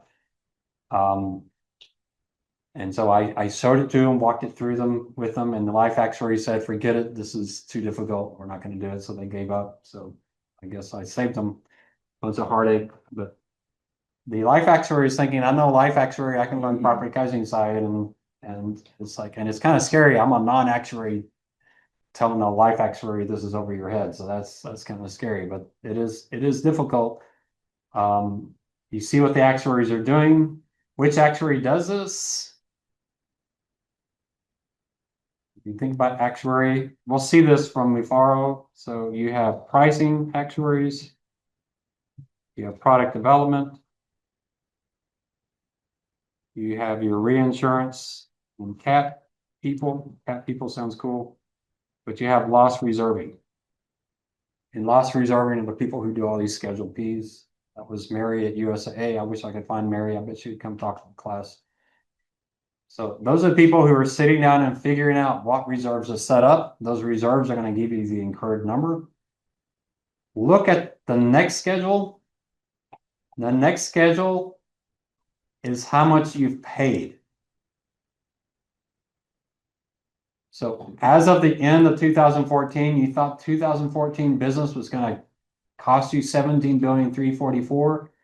At the end of 2014, you'd actually paid out 10,697,000,000. So what would your reserve be? What would your liability be? Well, it's going to be what you ultimately expect to pay out minus what you've already paid out.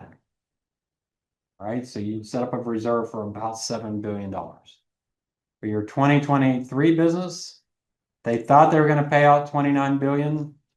So far, they paid out 24 billion, or I'm sorry, 19 billion. So I'm sorry, got the wrong line. So they expect to pay out 34 billion. They only paid out 19 billion so far, so they're going to set up a reserve of the difference, the $15 billion of reserves, right? That's the other question on the exam, which most students get right. I'll ask you how much the reserve would be at a given accounting year for a given accident year. You just take the number here and subtract it from the number there, subtract the number here from it, and that's going to tell you the reserve, right? The wonderful, cool thing about this is they do this Schedule P by product. So you can do homeowners, private passenger, commercial. I wish they would do each schedule at a time, but they don't. They do first part. There's earthquake.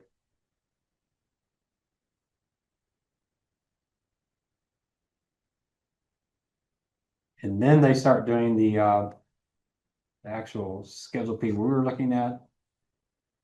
Boy, there's a lot of schedule. There's a lot of lines of businesses.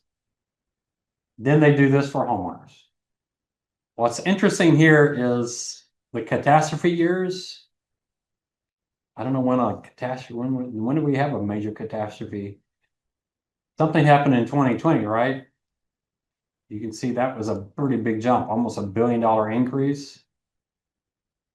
That could have been a catastrophe. It could have been maybe they bought another company and just made them a bigger company. Who knows what?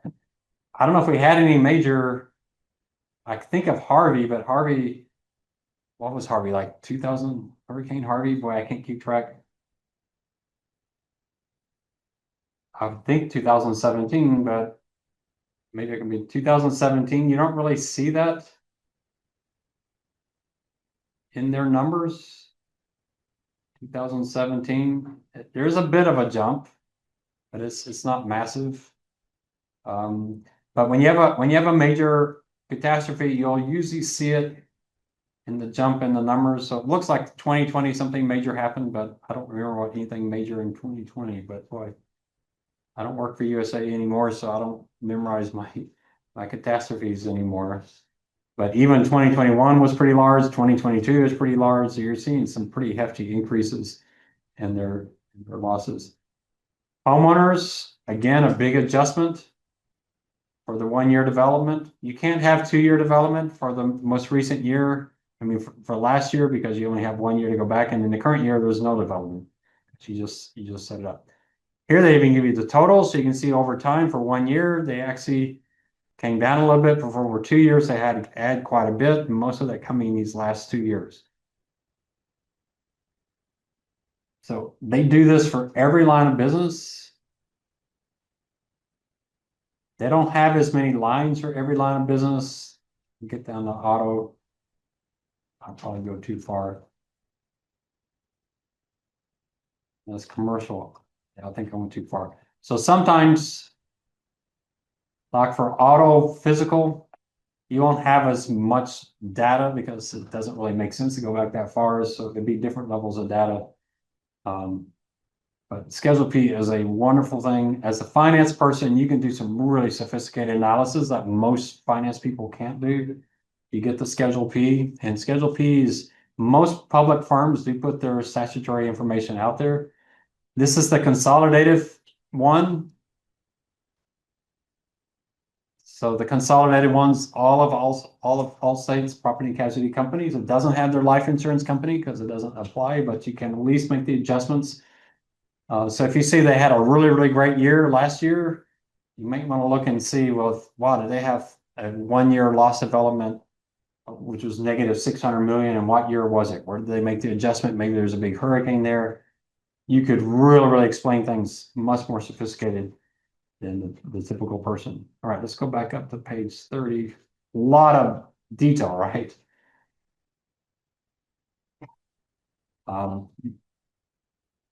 If you look at the actual detail, let's go back up, Schedule P, where it starts. It looks like almost half the statement is Schedule P.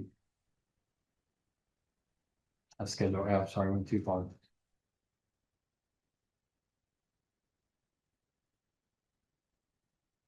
H is for accident and health. So here's the Schedule P. The first part of it that I don't use in this class is kind of a year by year income statement, which is pretty cool itself. So they show you the premiums and they show you the loss and loss adjustment expenses. You don't have the underwriting expenses in here because it's kind of hard to assign those. So there's stuff in here. Some terms, premiums earned is what goes on the income statement versus premiums written. Here they're using premiums earned. They have direct premiums.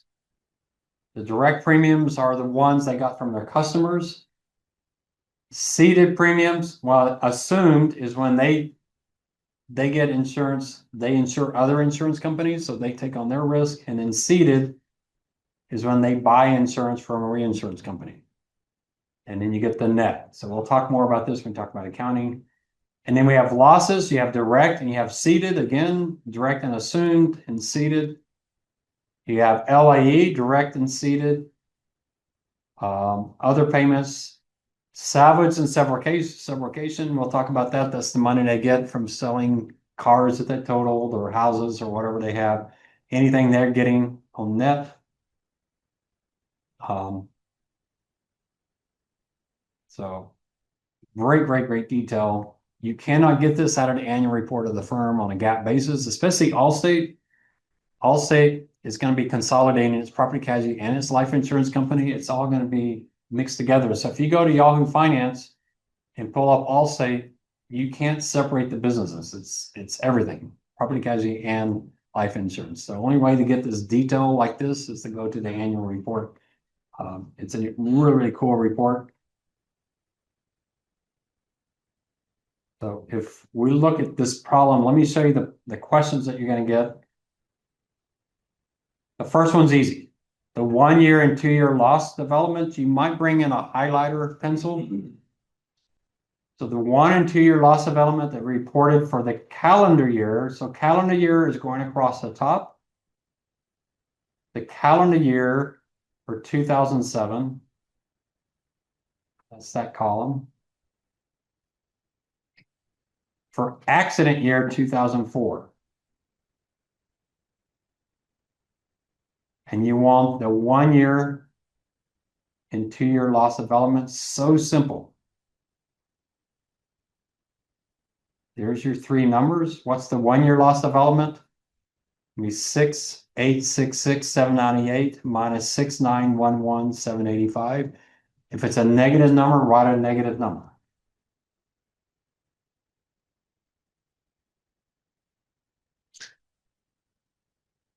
Let me put it up here.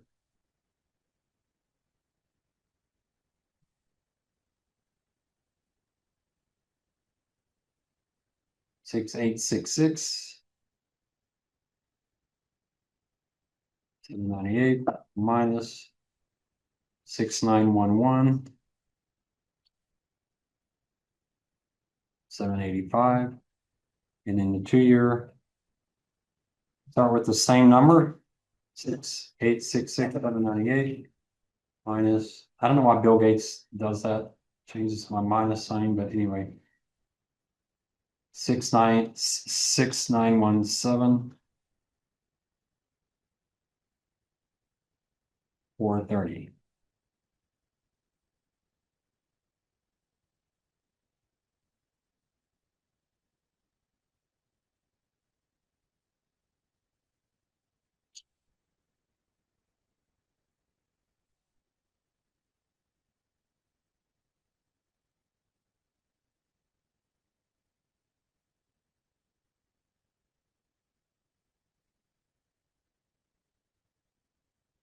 There's your two answers. I think almost 100% of the class gets these right. It's a really very, very simple question.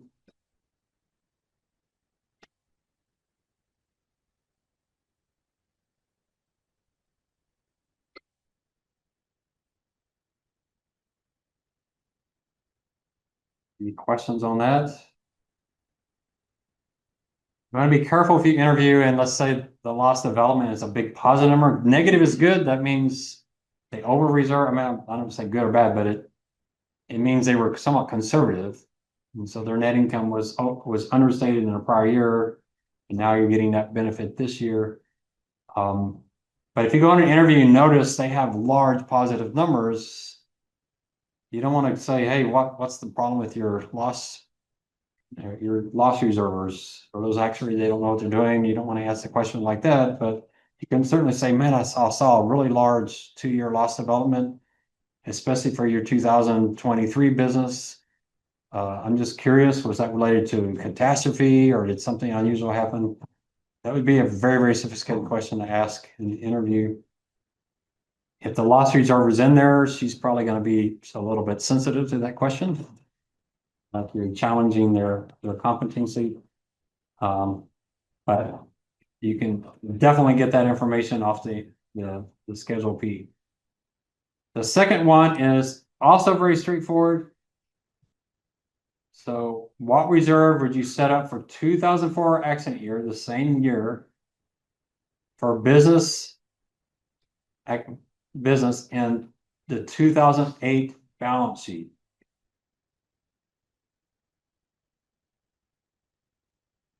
Here we're talking about that year. So 2008, 2004, here you need to look at the incurred versus the paid. So 2008 and 2004, your paid is that number there. So in 2008, you're expecting to pay out 2,861. So far, you paid out 6,671. So the difference is going to be your reserve. The paid can't be greater than the incurred. So here we're going to do 6,861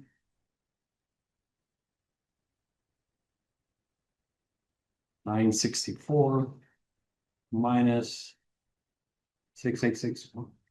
I'm going to copy it just because it's just too much stuff.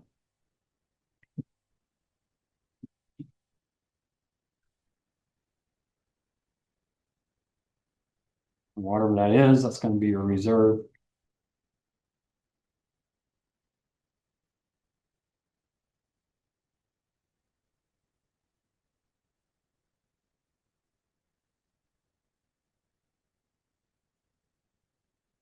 Hopefully I don't have any typos. This one cannot be a negative number, so if you get a negative number, you obviously did something wrong there.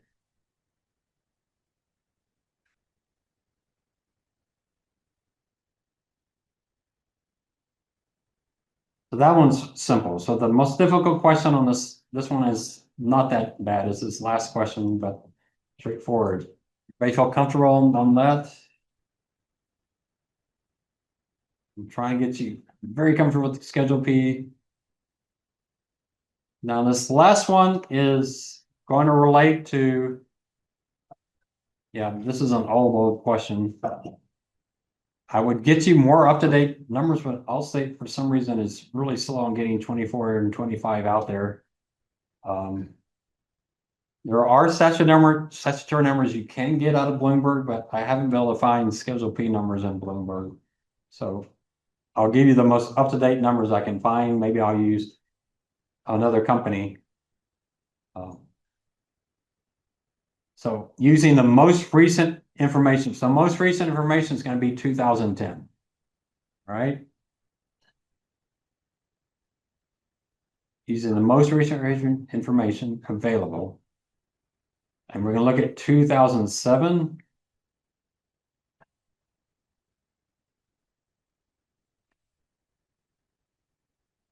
Oh, no, sorry, 2007 income statement.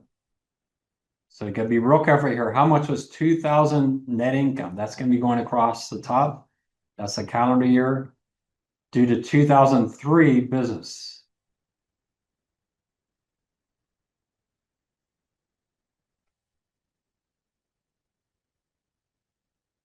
All right, so we got two numbers here. As of 2010, this is what we thought we were gonna have. But in 2007, this is what we thought we were gonna have. If we had known this in 2007, what would our 2007 net income have been? All right. So let's think about it. In 2007, we thought our losses were going to be 6,950. Now we think they're going to be 6,940.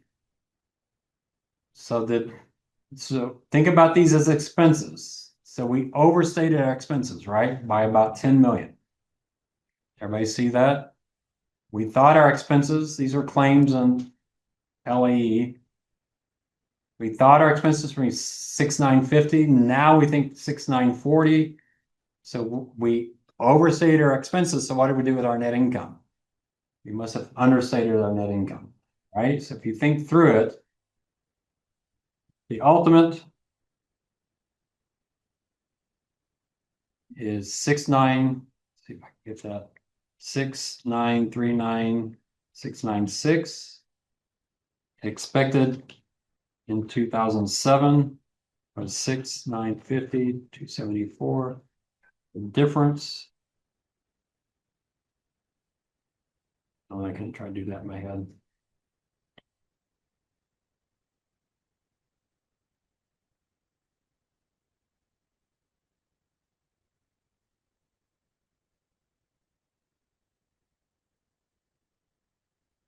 This keyboard is really sticky.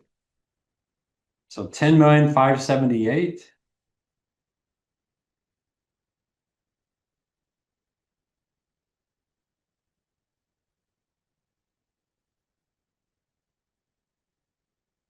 We overstated, expected, incurred in 2007, and thus understated net income by 10,578. All right.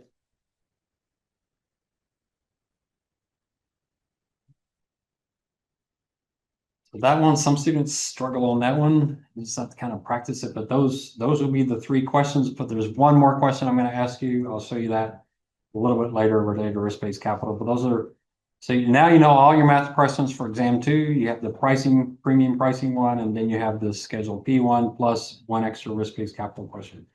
So you've got all the math problems. There aren't any other, well, no, there is one other math problem we'll show you, and that's bootstrapping the yield curve. So I do have one more to show you. Does that seem okay? We probably need a little more practice. Maybe we'll do one more, just get a little more practice. Straightforward.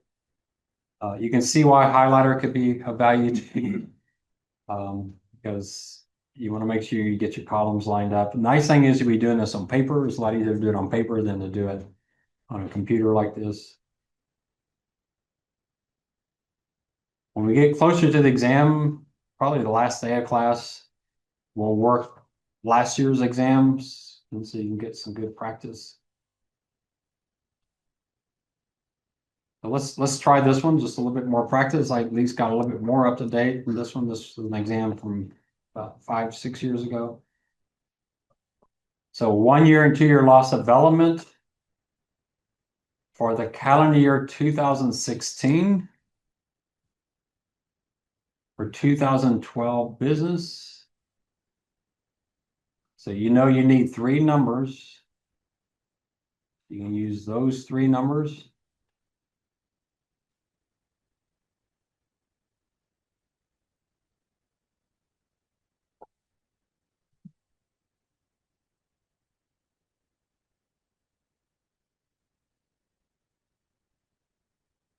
You're going to take this number minus that number.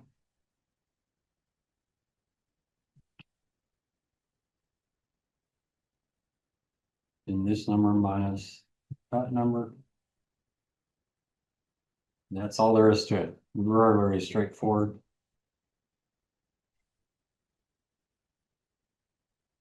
Your 1 year.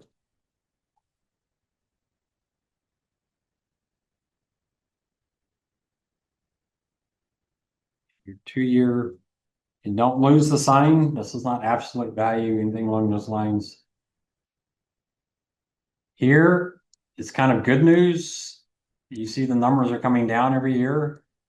So they're actually what they call weakening reserves. It sounds bad, which is actually good. That means they were too conservative. Strengthening reserves. So again, it gets back to Warren Buffett. He hated the term strengthening reserves because it sounds like a good thing. What does strengthening reserves mean? We've understated our expenses in the past. Weakening reserves means we overstated. So that's why he doesn't like those two terms.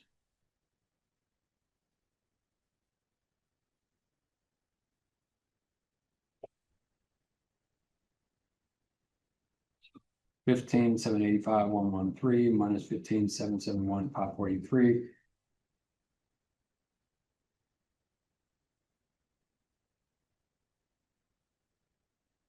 Oh, I guess they strengthen reserves. I guess I did that backwards. So 15,785,113 minus 15,740,724 was thinking back on 740.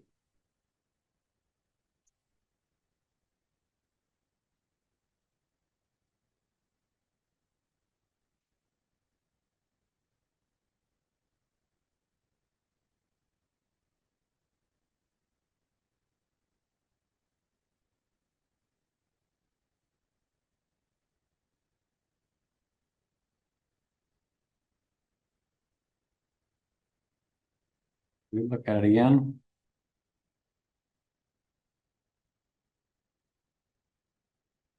Yeah, why is it up? Why are they not negative numbers? What did I do wrong? Did I go the wrong direction? I'm going the wrong. That doesn't make sense. Wait a minute. 15,740 minus 15,771 should be a negative number. Yeah. 2014 number and the. Ah, okay. All right, well, let's make sure we got the right number. Just check and see if you are paying attention. 15,740. This number.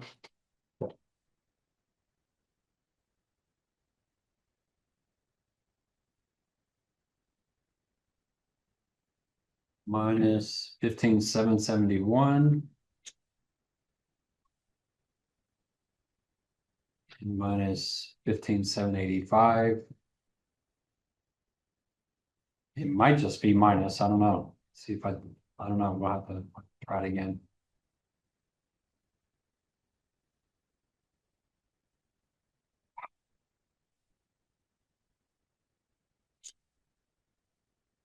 $15,747. 15. Someone's been like eating peanut butter or something. Let's see, she.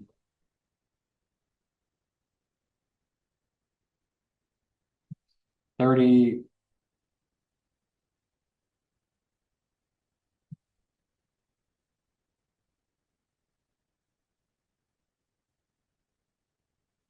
Is that 40? The 44 was correct, which is the other sign.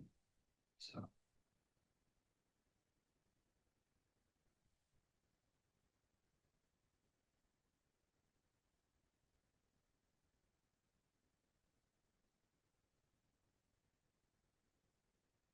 Just be careful.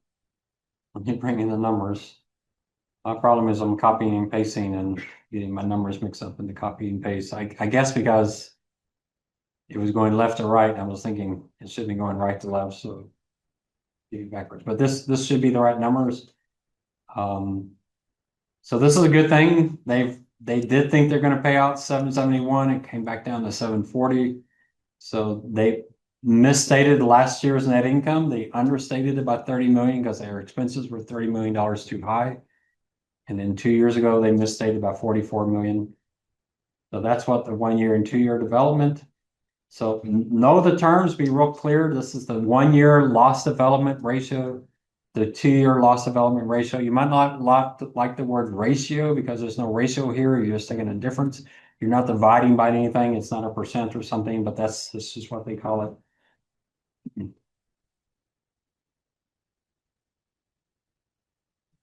I can't get back. They just call it development here, but it's a loss development ratio is the full term. All right, what reserve would you set up for 2014 accident year?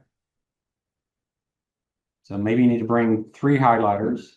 2000 accident, oh, I'm sorry. Accident year, so accident year goes across. Be real careful on that. So for 2014 accident year in 2015. So 2014, 2015. So your ultimate is 16,521. You're paid through 2015 was 13,488, 742.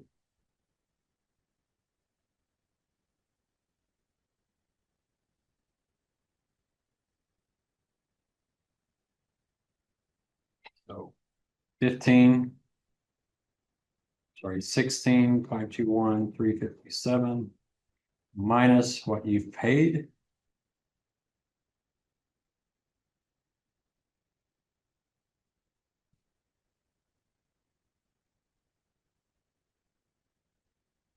Has to be a positive number, cannot be a negative number.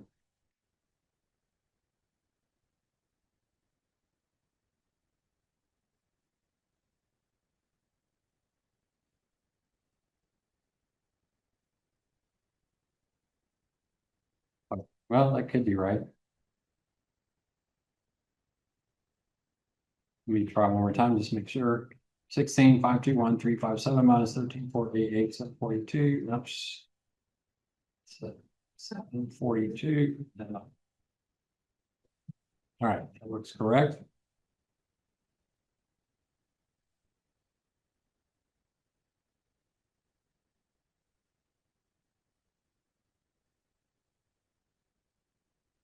Pretty straightforward.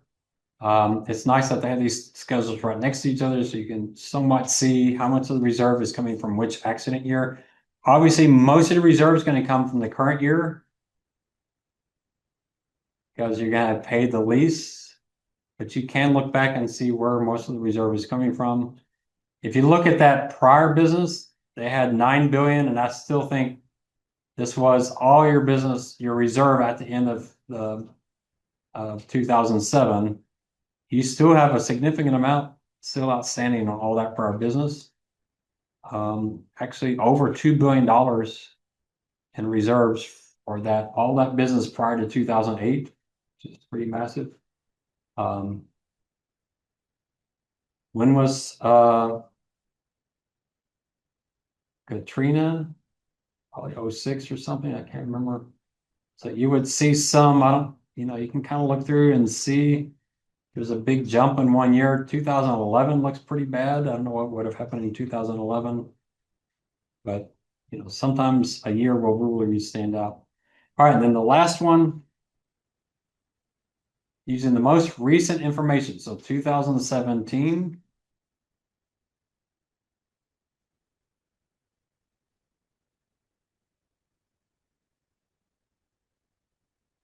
How much was 2014 net income? Again, that is an accounting year misstated, the 2012 business. So here we're going to say in 2014, this is what we thought we are going to end up with. Now we're saying it's this. So we're back in 2014, we thought we needed 15,785. Now we think we need 15,687.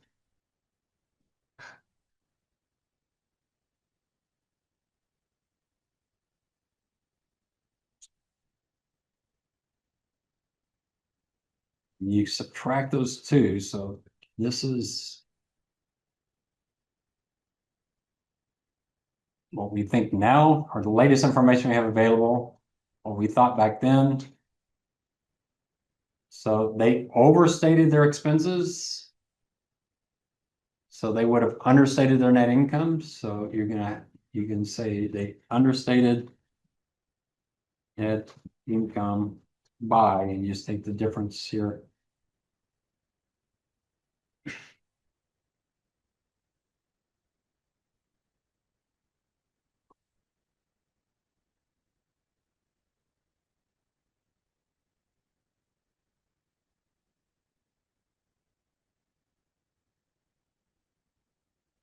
You get a negative number, then that means they must have had expenses that were too high, so that would have harmed net income.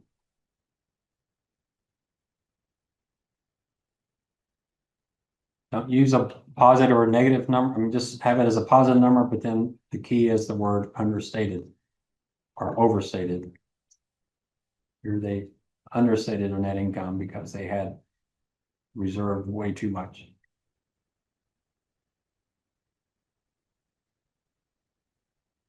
Right? You have a few more practice problems. I'll save this out there so we have a few more problems, and then you have some YouTubes as well. I don't know if I'll link the YouTube above or not. So I don't have any YouTube links. There is a YouTube link in some of the files out there. You have several problems. I think there's another one here. Yeah, so you have, and here's another one. Actually, we might have, did we work that one? I can't remember which one we worked, but yeah, you have quite a few problems to practice with. All right, any questions on that? Do you feel like an actuary? The job of an actuary, you got to understand that. That's the basics. The job of the actuary is come up with all those numbers. You see how precise they are by accident year. That means all that data has to be collected. You have to know exactly which policy, when did it come in. So just because someone's been with you for 5 years, have an accident, you can say, oh, they had an accident. You have to say, when did they have the accident? Well, they had it in December, but we didn't pay them until January. Well, that's going to be that year's accident year. They're really, really picky on that. Actuaries are really precise. It's not just the property casualty side. I was shocked at USAA on the life insurance side. You could pick any business in any year and they'll tell you how profitable it was. So how did your whole life policy do that you issued in 2018? And they can tell you the premiums, the expenses, the claims, the investment returns. So it was just, and they did this. You're thinking this, recent with all these computers. They were doing this in 1988, 1989 when I started at USAA, even without massive computers. So actuaries, they're hungry for data and they keep it at a very, very precise level. All right, what I want to do maybe next Monday, I'll let y'all know. Mercedes, we're picking topics. So if you have pictures, Michael's not, huh? Telematics, yeah, it's a great topic. I can spell it. Michael's not here. Jaden. So what I'd like to do, we'll see, maybe Monday or Wednesday, is I want to have a session on paper 2 where you can get into your groups. And what I want you to do during class, I just want to make sure everybody, when they leave class, that you know exactly what articles you're going to use for your paper. And it'd be nice to have some variety. So bring your laptop. Everybody have a laptop you can bring. So bring a laptop or be sharing a laptop, and I'll breaking the groups. I don't think there's a couple, like Morris is doing one kind of unique. Hazley's doing one. So a few of you kind of be on your own. But before you can leave, whether it's probably be Wednesday, just have a little more time. Before you can leave, you have to prove to me you've got the articles, you're ready to go on paper 2. All right. I'll do some in-class work on paper 2. All right, we'll stop it there.